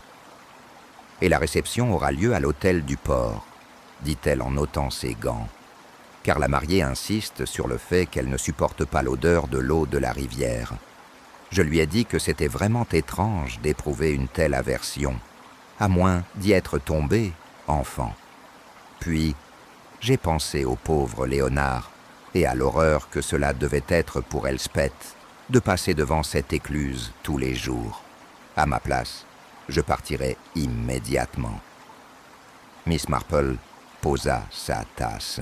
« Oui, » dit-elle doucement, « la plupart des veuves le feraient. » Madame Bantry cligna des yeux. « Quoi ? Quitter l'endroit où leur mari est mort, » répondit Miss Marple, le regard fixé sur le feu. « À moins, bien sûr, qu'il n'ait eu plus de raison de le garder que de le pleurer. » Madame Bantry ouvrit la bouche, se ravisa et partit peu de temps après. Une fois seule, Miss Marple se leva et alla au petit tiroir de son bureau, où elle rangeait soigneusement sa pile de notes. Elle ajouta une ligne sous le nom d'Elspeth, la maison elle-même et le prix. Cela expliquait la rapidité de la visite du notaire et la hâte avec laquelle les actes furent finalisés. Cela expliquait aussi pourquoi Elspeth avait insisté pour que rien ne soit modifié dans le moulin. La possession ne se résumait pas à la propriété. Il s'agissait de conserver une chose exactement telle qu'elle était au moment de sa conquête. Le lendemain, Elle rendit visite à l'inspecteur Slack. Il était à son bureau, en train de parcourir une pile de rapports, et leva les yeux avec une pointe de suspicion lorsqu'on la fit entrer. « J'espère que ce n'est pas une autre de vos observations, Miss Marple. »« Oh, mais c'est vrai, » dit-elle, s'installant sur la chaise en face de lui. « Je crois que tu cherches le mauvais homme. » Le stylo de Slack marqua une pause. Ce qui veut dire que Daniel Royce était là, certes, mais pas pour tuer Leonard Wade. Il était venu parce qu'on l'avait envoyé chercher, ou peut-être averti. La canne était censée être trouvée, une miette de pain pour vous éloigner du véritable arrangement.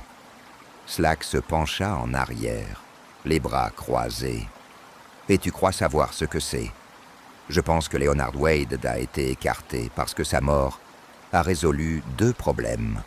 L'un financier, l'autre personnel. Le problème financier appartenait à Owen Wade et au Major Harcourt. Le problème personnel à Elspeth. Maisie Barton était coincée entre les deux. Trop proche de Léonard, au goût d'Elspeth. Trop impliquée avec Owen pour qu'on lui fasse entièrement confiance. À la mort de Léonard, Maisie a vu ou entendu quelque chose qu'elle n'aurait pas dû voir. Et maintenant, on l'a persuadée de partir avant qu'on ne lui pose les mauvaises questions. Slack fronça les sourcils. C'est une belle photo, mais elle ne met pas la main sur la chaîne qui l'a noyée. Non, acquiesça Miss Marple. Mais la chaîne n'était pas l'œuvre du hasard. Elle était placée pour attraper, et Léonard y fut conduit. On ne se rend pas à l'écluse la nuit sans raison. La raison était un message envoyé par une personne de confiance, annonçant que quelqu'un souhaitait lui parler en privé. Ce message, je crois, fut délivré par Maisie à la demande d'Elspeth. Slack l'observa un long moment.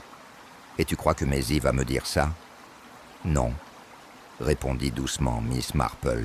« Elle me le dira. » 2 jours plus tard, un mot de Maisie arrivait, posté depuis une adresse londonienne. Il était bref. Je ne voulais qu'elle blessait personne. Je pensais que c'était juste une réunion. Elle a dit que c'était pour clarifier les choses. Je ne l'ai su qu'après. Miss Marple le lut 2 fois, le plia soigneusement et se dirigea vers le moulin. Elspeth la reçut avec une politesse glaciale, lui offrant du thé comme si elle n'était que de simples voisines, échangeant des plaisanteries. « J'ai reçu une lettre, » commença Miss Marple, « d'une de vos amies, à Londres, Maisie Barton. » Les yeux d'Elspeth ne vacillèrent pas, mais sa main se serra légèrement sur la poignée de la théière. « J'espère qu'elle va bien. C'est vrai. Et elle me dit que c'est elle qui a demandé à Léonard de la retrouver près de l'écluse ce soir-là, sur ta suggestion. » Elspeth versa lentement le thé, le silence s'éternisant. « Je suppose, dit-elle enfin, qu'elle dirait quelque chose comme ça. Elle a toujours été influençable. »« C'est dangereux, dit Miss Marple, d'emmener quelqu'un dans un endroit où le danger a été planifié à l'avance. Surtout si on compte en hériter. » Elspeth reposa le pot avec un léger tintement. « Je pense que vous devriez y aller maintenant, Miss Marple. »« Oui, » dit Miss Marple en se levant. « Je pense que je devrais. Et je pense que l'inspecteur Slack souhaitera vous rendre visite ce soir. J'ai toujours pensé qu'il valait mieux dire la vérité à quelqu'un qui la connaît déjà. » Elle partit sans se retourner, avançant d'un pas calme dans l'allée. L'air était chargé d'une odeur de terre humide et les saules près de la rivière se courbèrent légèrement sous la brise, comme s'ils acquiesçaient discrètement. Le filet s'était refermé. Il ne restait plus qu'à Slack à le rentrer. L'inspecteur Slack arriva juste après le crépuscule, le pas rapide sur le perron du moulin. Miss Marple, qui avait programmé son départ pour le retrouver à la grille, lui adressa un léger signe de tête et le laissa passer. Elle n'avait pas besoin d'être dans la pièce pour savoir et en comment se déroulerait ce premier entretien. Elspeth se tiendrait assise très droite, les mains jointes, les yeux légèrement brillants de retenue. Il déposerait la lettre de Maisie sur la table, pas l'original, car il risquait rarement de telles choses, mais l'essentiel de sa voix posée. Elspeth ne nierait pas la rencontre près de l'écluse. Elle dirait, à juste titre, que la réconciliation et la clarification des choses étaient le souhait de toute femme sensée, et qu'elle avait espéré que la jeune fille accepterait ce qui ne pouvait être modifié, maintenant que les vœux étaient prononcés. Oui, elle avait demandé à Maisie de parler à Léonard, pour elle, uniquement pour éviter des désagréments à la maison. Non, elle ne s'attendait pas à ce qu'il sorte à cette heure-là. Les hommes étaient capricieux. Léonard avait toujours aimé la rivière. Tout cela serait dit sans un tremblement. Slack s'en alla la mâchoire serrée, frustré par son aplomb, qui n'est pas en soi un crime, et par une histoire suffisamment condescendante pour paraître plausible. Miss Marple, tricotant dans son salon, l'abat-jour baissé, entendit à nouveau ses pas passer devant son portail et pensa qu'il ressemblait à un homme marchant avec une pierre dans sa botte, déterminé à faire comme si elle n'était pas là.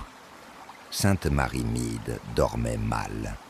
Entre minuit et le matin, un vent se leva et fit trembler les couvercles des poubelles. Un chien aboya une fois, puis fut calmé. Et dans le chemin au-delà du presbytère, un faible sifflement s'insinua sous la porte fermée d'un hangar et s'épaissit dans l'obscurité. Lorsque la femme de chambre de Madame Price Ridley vint aux premières lueurs du jour demander au major une échelle pour les décorations de la fête, elle trouva le hangar verrouillé de l'intérieur. Le temps que le sergent Lake force, le sifflement avait cessé et l'air était lourd et aigre. Le major Harcourt gisait par terre en manche de chemise, le bras tendu vers le carré d'une fenêtre soigneusement fermée et garnie de tissus. Le village vivait sa deuxième tragédie en autant de semaines, avant que le petit déjeuner ne soit servi. Gaz, disait-il, et le mot se répandit comme un murmure dans la rue principale. Slack avait désormais une voix dure. Debout, chapeau à la main, il contemplait l'agencement soigné du tube et de la serviette, la chaise tirée à l'endroit exact où on la placerait pour atteindre le loquet de la fenêtre, et les petites allumettes brûlées dans le cendrier. Un suicide, murmurèrent les voisins. Le stress de la guerre ou l'argent. Il avait été sous pression, et les hommes de son âge étaient des êtres fiers. Tout cela était fort crédible. Miss Marple, arrivant avec un châle sur les épaules et s'excusant de son intrusion, regarda la serviette fourrée dans le cadre et remarqua deux choses. Le tissu était fixé à l'intérieur avec des épingles soignées, du genre qu'on utilise pour faire des coutures, et la serviette elle-même exhalait une légère et agréable odeur sous le gaz de l'eau de lavande, à l'ancienne et méticuleusement choisie. En milieu de matinée, le village avait accepté la seconde mort par la plus ancienne méthode disponible, donner des raisons qui lui plaisaient. Le major, le pauvre, avait trouvé le fardeau trop lourd. Miss Marple s'assit un peu à l'écart, sur un muret de pierre, tandis que les hommes entraient et sortaient, et mentalement, elle déplaçait une pièce sur son petit schéma personnel. On ne pouvait pas interroger les morts sur les retards de train, les petites affaires, ou sur la raison pour laquelle un avocat semblait si certain que les papiers seraient prêts tel jour. Les morts étaient utiles lorsqu'on avait commencé une histoire et qu'on souhaitait la terminer proprement, sans la gêne d'un souvenir incohérent. Elle se rendit au moulin, à midi, le chemin déjà parcouru par les visiteurs. Elspeth la reçut dans le petit salon, vêtue d'un noir simple et de bon goût, sans ostentation de luxe. Elle ne parla pas du major, si ce n'est pour dire très gentiment que c'était affreux pour tante, ce qui transformait habilement le chagrin en une chose partagée et détournée. Lorsque Miss Marple posa la boîte de biscuits de nature qu'elle avait apportée, elle remarqua qu'Elspeth, en servant le thé, utilisait sa main gauche avec une précision experte, le poignet décrivant un petit cercle économe. Ce n'était rien.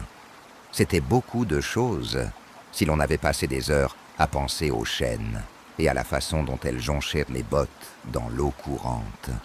« Je suis vraiment désolée de vous déranger à nouveau, » dit Miss Marple, et elle le pensait vraiment. Elle détestait venir dans des maisons emplies de tristesse. Ces chocs vous frappent comme le gel hivernal, même par beau temps. Le regard d'Elspeth croisa le sien avec un air neutre. « Nous devons faire ce qui est demandé, Miss Marple. »« C'est le thème du mois, » approuva Miss Marple en regardant la rivière, où les saules étaient plus calmes, le vent tombait. « L'inspecteur Slack souhaitera peut-être vous parler à nouveau, ma chère. » « J'imagine qu'il le fera. » Elspeth reposa la théière avec un léger bruit sec.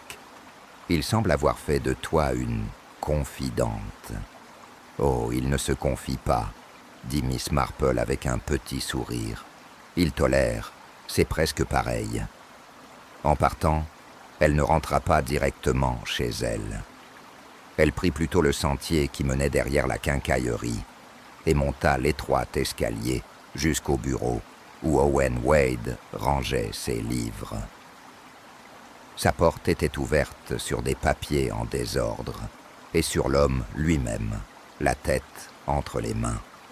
Il sursauta en la voyant et essaya de se calmer. « Je suis vraiment désolé pour le major, » dit-elle. « Ça doit être un coup dur. »« C'est un autre obstacle, » répondit-il avant de se raviser.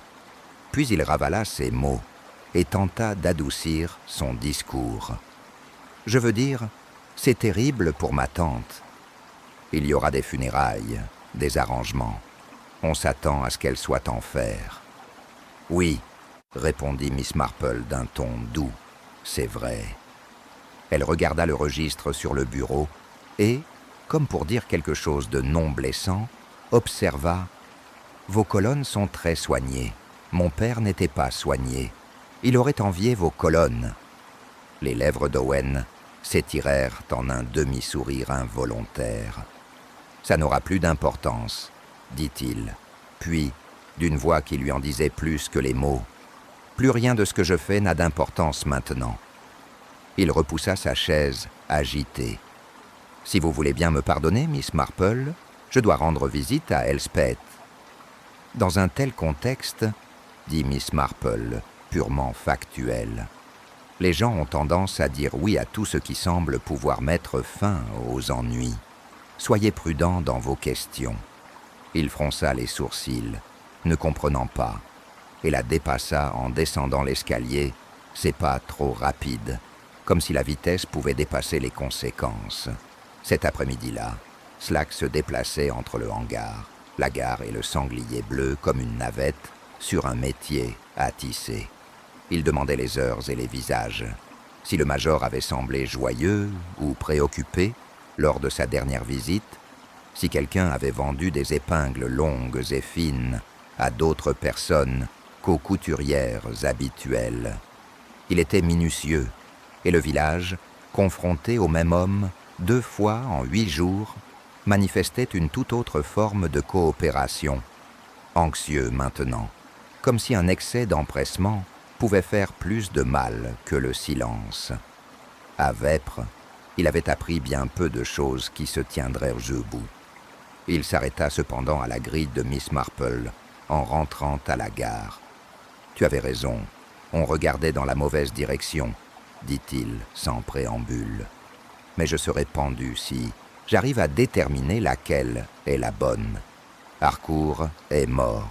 On ne peut rien faire de ce côté-là. La veuve est une forteresse. La jeune fille s'est enfuie. Et le frère? Eh bien, le frère est assez en colère pour semer le trouble, mais pas assez intelligent pour y mettre fin. La colère est un tunnel, dit Miss Marple. Elle pousse les gens intelligents à se heurter au mur. Elle posa son tricot. Je pense que vous devriez les réunir dans une pièce, inspecteur. Pas ici. L'air est trop clément dans mon salon. Un endroit avec des angles. La salle à manger du presbytère, peut-être. Demandez à Elspeth, Owen et, si vous pouvez la joindre rapidement, à Maisie. Vous pourriez aussi inviter Monsieur Clement. Les gens se comporteront mieux avec lui là-bas. Et parfois, quand ils sont sages, ils oublient de bien mentir. Il se frotta les mentons. « Et toi ? Si tu veux, dit-elle, je vais verser le thé. » Il envoya un télégramme à Londres ce soir-là, et par un hasard du temps, ou par un appétit de conscience, Maisie arriva par le premier train. Elle paraissait plus âgée d'1 an pour chaque jour d'absence, et arriva au presbytère les épaules carrées, comme une enfant qui a cassé quelque chose et qui veut le dire. Elspeth arriva sous un voile trop léger pour être perçue comme théâtrale et juste assez épais pour dissimuler ses yeux. Owen arriva dernier, car les hommes, à bout de patience, aiment se sentir obligés de les attendre. C'était une petite pièce, la salle à manger du vicaire, avec une table qui empêchait la distance et des chaises qui savaient maintenir la personne debout. Miss Marple avait disposé des tasses, du bon sucre et une assiette de gâteau nature. Slack se tenait près de la cheminée, sans être vraiment imposant. Monsieur Clement était assis au bout de la table, les mains jointes, suggérant une capacité de compassion et d'insistance. Slack commença par dire qu'il y avait eu un mot dans le porche de l'église et un autre par la poste, et qu'un homme était mort dans son hangar, dans un environnement où l'ordre ne correspondait pas à son tempérament. « Nous n'aurons pas de discours, conclut-il, mais nous aurons des réponses. » Elspeth souleva son voile. « Que veux-tu savoir ? Pourquoi avez-vous envoyé Miss Barton chercher votre mari à la rivière ?» dit Slack. Le visage d'Elspeth resta immobile. « Je lui ai demandé de lui demander de me parler, en privé. Il y a eu beaucoup de ressentiment la semaine de notre mariage. Je voulais y mettre un terme. Si Léonard avait choisi la rivière pour notre conversation, je l'ignorais. » Les mains de Maisie se tordaient sur ses genoux. Elle a dit que c'était mieux si ce n'était pas à la maison. Elle a dit que les hommes étaient plus calmes dehors. « L'as-tu vu descendre à l'écluse ?» demanda Slack. « Non, » murmura Maisie. « Je suis parti avant son arrivée. » Owen émit un son sec. « C'est ridicule. Qu'importe où ils ont parlé, il est mort. Point final. C'est important à cause de la chaîne, » dit doucement Miss Marple, et elle sentit la pièce se figer, comme si l'air lui-même s'était infiltré. « C'est une curieuse chaîne, inspecteur. Elle s'enroule lorsqu'on la tire, de manière à favoriser une botte plutôt qu'une autre.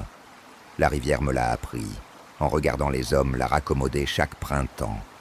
Pour attraper la botte gauche, il faut se tenir là où l'eau traîne et la placer ainsi. » Elle fit un petit mouvement de la main, le poignet décrivant ce cercle net qu'elle avait vu au moulin, le fil glissant autour de son aiguille, comme le métal autour du cuir. Il faut une main experte pour le faire rapidement et sans tâtonnement. Le regard de Slack se porta sur les mains d'Elspeth, comme s'il y avait été frappé. Elspeth les replia, la gauche sur la droite. Les jointures ne formaient alors un petit motif presque joli. « Je ne suis pas allée à la rivière cette nuit-là, » dit-elle, « et vous ne pouvez pas le prouver. »« Non, » dit Miss Marple, « pas encore. » Elle se tourna vers Maisie. « Ma chère, quand tu as quitté le porche après avoir parlé à Léonard, qui as-tu vu ?» Maisie déglutit. « J'ai vu le major, » dit-elle, « près du portail. Il m'a dit de rentrer chez moi et de m'occuper de mes affaires. Et toi, ça t'a dérangé ? J'ai essayé. » Des larmes lui montèrent soudain aux yeux. Mais j'ai appris, plus tard, que Léonard était sorti, et je suis revenu. Elle serra les poings contre sa bouche, et parla, à travers eux. J'ai vu quelqu'un près de l'écluse, un instant seulement. J'ai cru que c'était le major. La taille était la sienne, et le manteau aussi. Mais quand j'ai marché sur une brindille, la personne s'est retournée, et ce n'était pas elle, c'était... Elle s'arrêta, tremblante. « Prenez votre temps, » dit doucement M. Clément. « C'était Madame Wade, » termina Maisie précipitamment, sans regarder Elspeth. Juste une seconde, puis elle s'est retournée et est tombée, et j'ai eu peur, et je me suis enfui. Elle se mit alors à pleurer comme il se doit. Un son doux, comme celui d'un oiseau blessé, et Madame Clément, qui attendait dehors depuis un moment précis, entra avec un mouchoir et cette petite caresse qui donne le droit d'être petite. Elspeth ne bougea pas. Sa bouche était entr'ouverte, comme si elle avait imaginé une expression, puis l'avait abandonnée. Lorsqu'elle parla, sa voix était basse et précise. Une fille rejetée est prête à dire n'importe quoi. Owen repoussa sa chaise si fort qu'elle la racla. « C'est une farce, » dit-il. « Tu ne me feras pas porter le chapeau, Elspeth. Je sais ce que tu as fait et pourquoi. Tu as dit que tu me verrais bien si c'était fait. Tu as dit qu'on remettrait les choses en ordre et que la maison serait à toi. » Et il s'arrêta, le visage rouge, ancien, réalisant ce qui était sorti de sa propre bouche. Les yeux de Slack brillèrent. « Et tu as aidé ?»« Je ne l'ai pas touché, » cria Owen. « Je n'ai jamais levé la main sur... »« Non, » dit Miss Marple, d'une voix très douce, et la pièce se tourna vers elle, comme si elle avait sonné. « Tu ne l'as pas fait. Tu es resté là plus tard, à retenir ton souffle, comme un garçon qui a jeté une pierre et qui souhaite que la fenêtre ne se brise pas. Tu n'as pas mis la chaîne. Tu ne sais pas comment faire. » Le regard d'Elspeth croisa celui de Miss Marple, et l'espace d'un instant, une sorte de curiosité s'y exprima, comme si la plus âgée avait joué un tour et que la plus jeune voulait en connaître le secret. Puis le voile disparut, et le voile retomba, non pas sur son visage, mais sur ce qui se cachait derrière. Slack se redressa. « Madame Wade, je vous demande de m'accompagner. »« Tu peux me le demander, » dit Elspeth, et sa bouche dessina une courbe minuscule et étrange, pas plus large qu'une épingle passée sur un tissu. « Je viendrai quand j'aurai changé de robe. » Miss Marple la regarda partir, en pensant que certains portaient une tenue d'armure, d'autres de la soie. La soie peut être belle et se couper, mais tant que les ciseaux ne la touchent pas, elle glisse des mains. Lorsque la porte se fut refermée et que la pièce respira à nouveau, M. Clément regarda Miss Marple avec une gravité tranquille. « Est-ce que cela suffira ?» demanda-t-il. « Assez pour commencer, » dit Miss Marple. « Reste l'affaire du major. Il n'a pas choisi cette fin. Quelqu'un l'a choisi pour lui et a aménagé la pièce avec des épingles. L'eau de lavande masque certaines odeurs, mais pas toutes. » Slack hocha la tête, comme s'il avait pris une décision. « On va fouiller le moulin. »« Oui, » dit Miss Marple. « Et vous devez regarder dans le panier à couture près du fauteuil du petit salon. Il y aura un rouleau de serviettes, un paquet de longues épingles de couturière, dont il manque une demi-douzaine, et, si vous avez de la chance, la petite clé en acier de la fenêtre de l'appentis, conservée pour empêcher le loquet de se coincer. Elle est minutieuse. » Le calme retomba aussitôt, et le vicaire pria à voix basse, comme le font les hommes bienveillants lorsque la prière est la seule chose utile à faire sur le moment. Miss Marple servit encore du thé à Maisie et regarda la vapeur s'élever comme un soupir. Dehors, le jour s'était adouci, le vent était tombé, et dans le silence, le faible murmure de la rivière montait par-dessus les haies constant, implacable, continu. 2 jours plus tard, St. Mary Mead avait repris son rythme habituel. Les enfants se rendaient à l'école en rang serré. Le sifflet du facteur sonnait à l'heure. Et Madame Price Ridley se souciait à nouveau du prix des œufs plutôt que du sort de ses voisins. Pourtant, un courant sous-jacent subsistait, comme toujours, lorsqu'un village a été témoin d'un événement qu'il racontera sans cesse pendant des années. Elspeth Wade était incarcérée à la prison du comté, attendant son inculpation. Les preuves trouvées dans le panier à couture correspondaient exactement à ce que Miss Marple avait prédit. Une serviette, des épingles, la clé de l'abri manquante, sans compter le dernier détail, accablant. Un morceau de tissu parfumé, à la lavande, accroché à un clou du mécanisme de la vanne, oublié lors de la première inspection.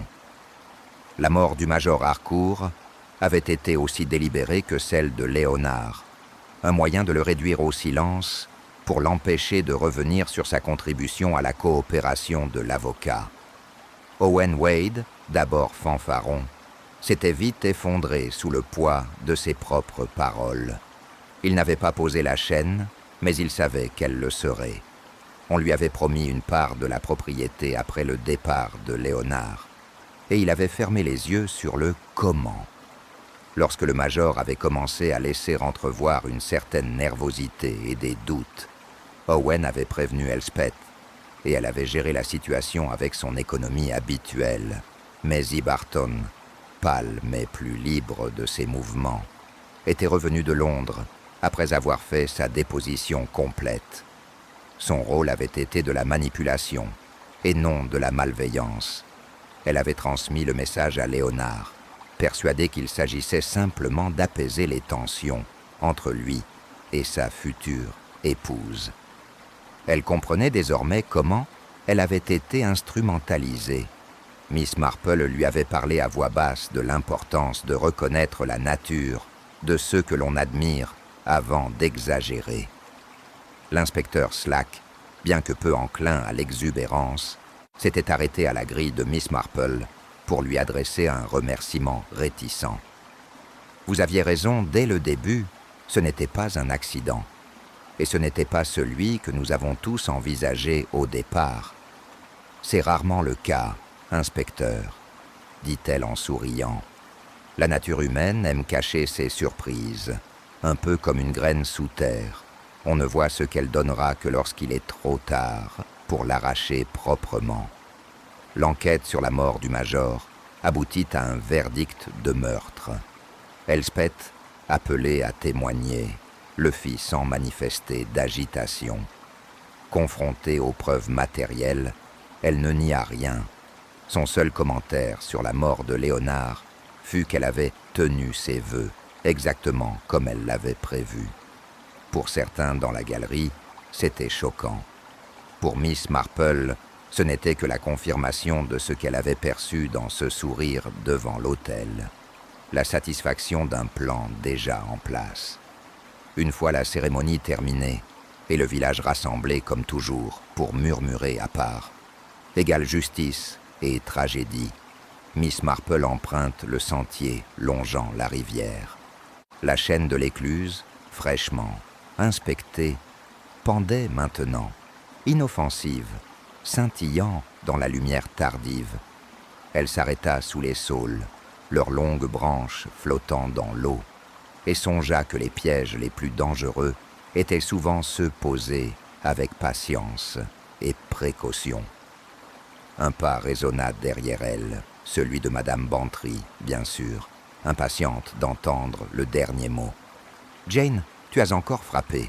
Je te jure, tu vois clair dans les yeux des gens. » Miss Marple sourit faiblement. « Pas complètement, ma chère. Juste un peu plus loin que ce qu'ils veulent te montrer. Les gens sont un peu comme de la dentelle, vous savez.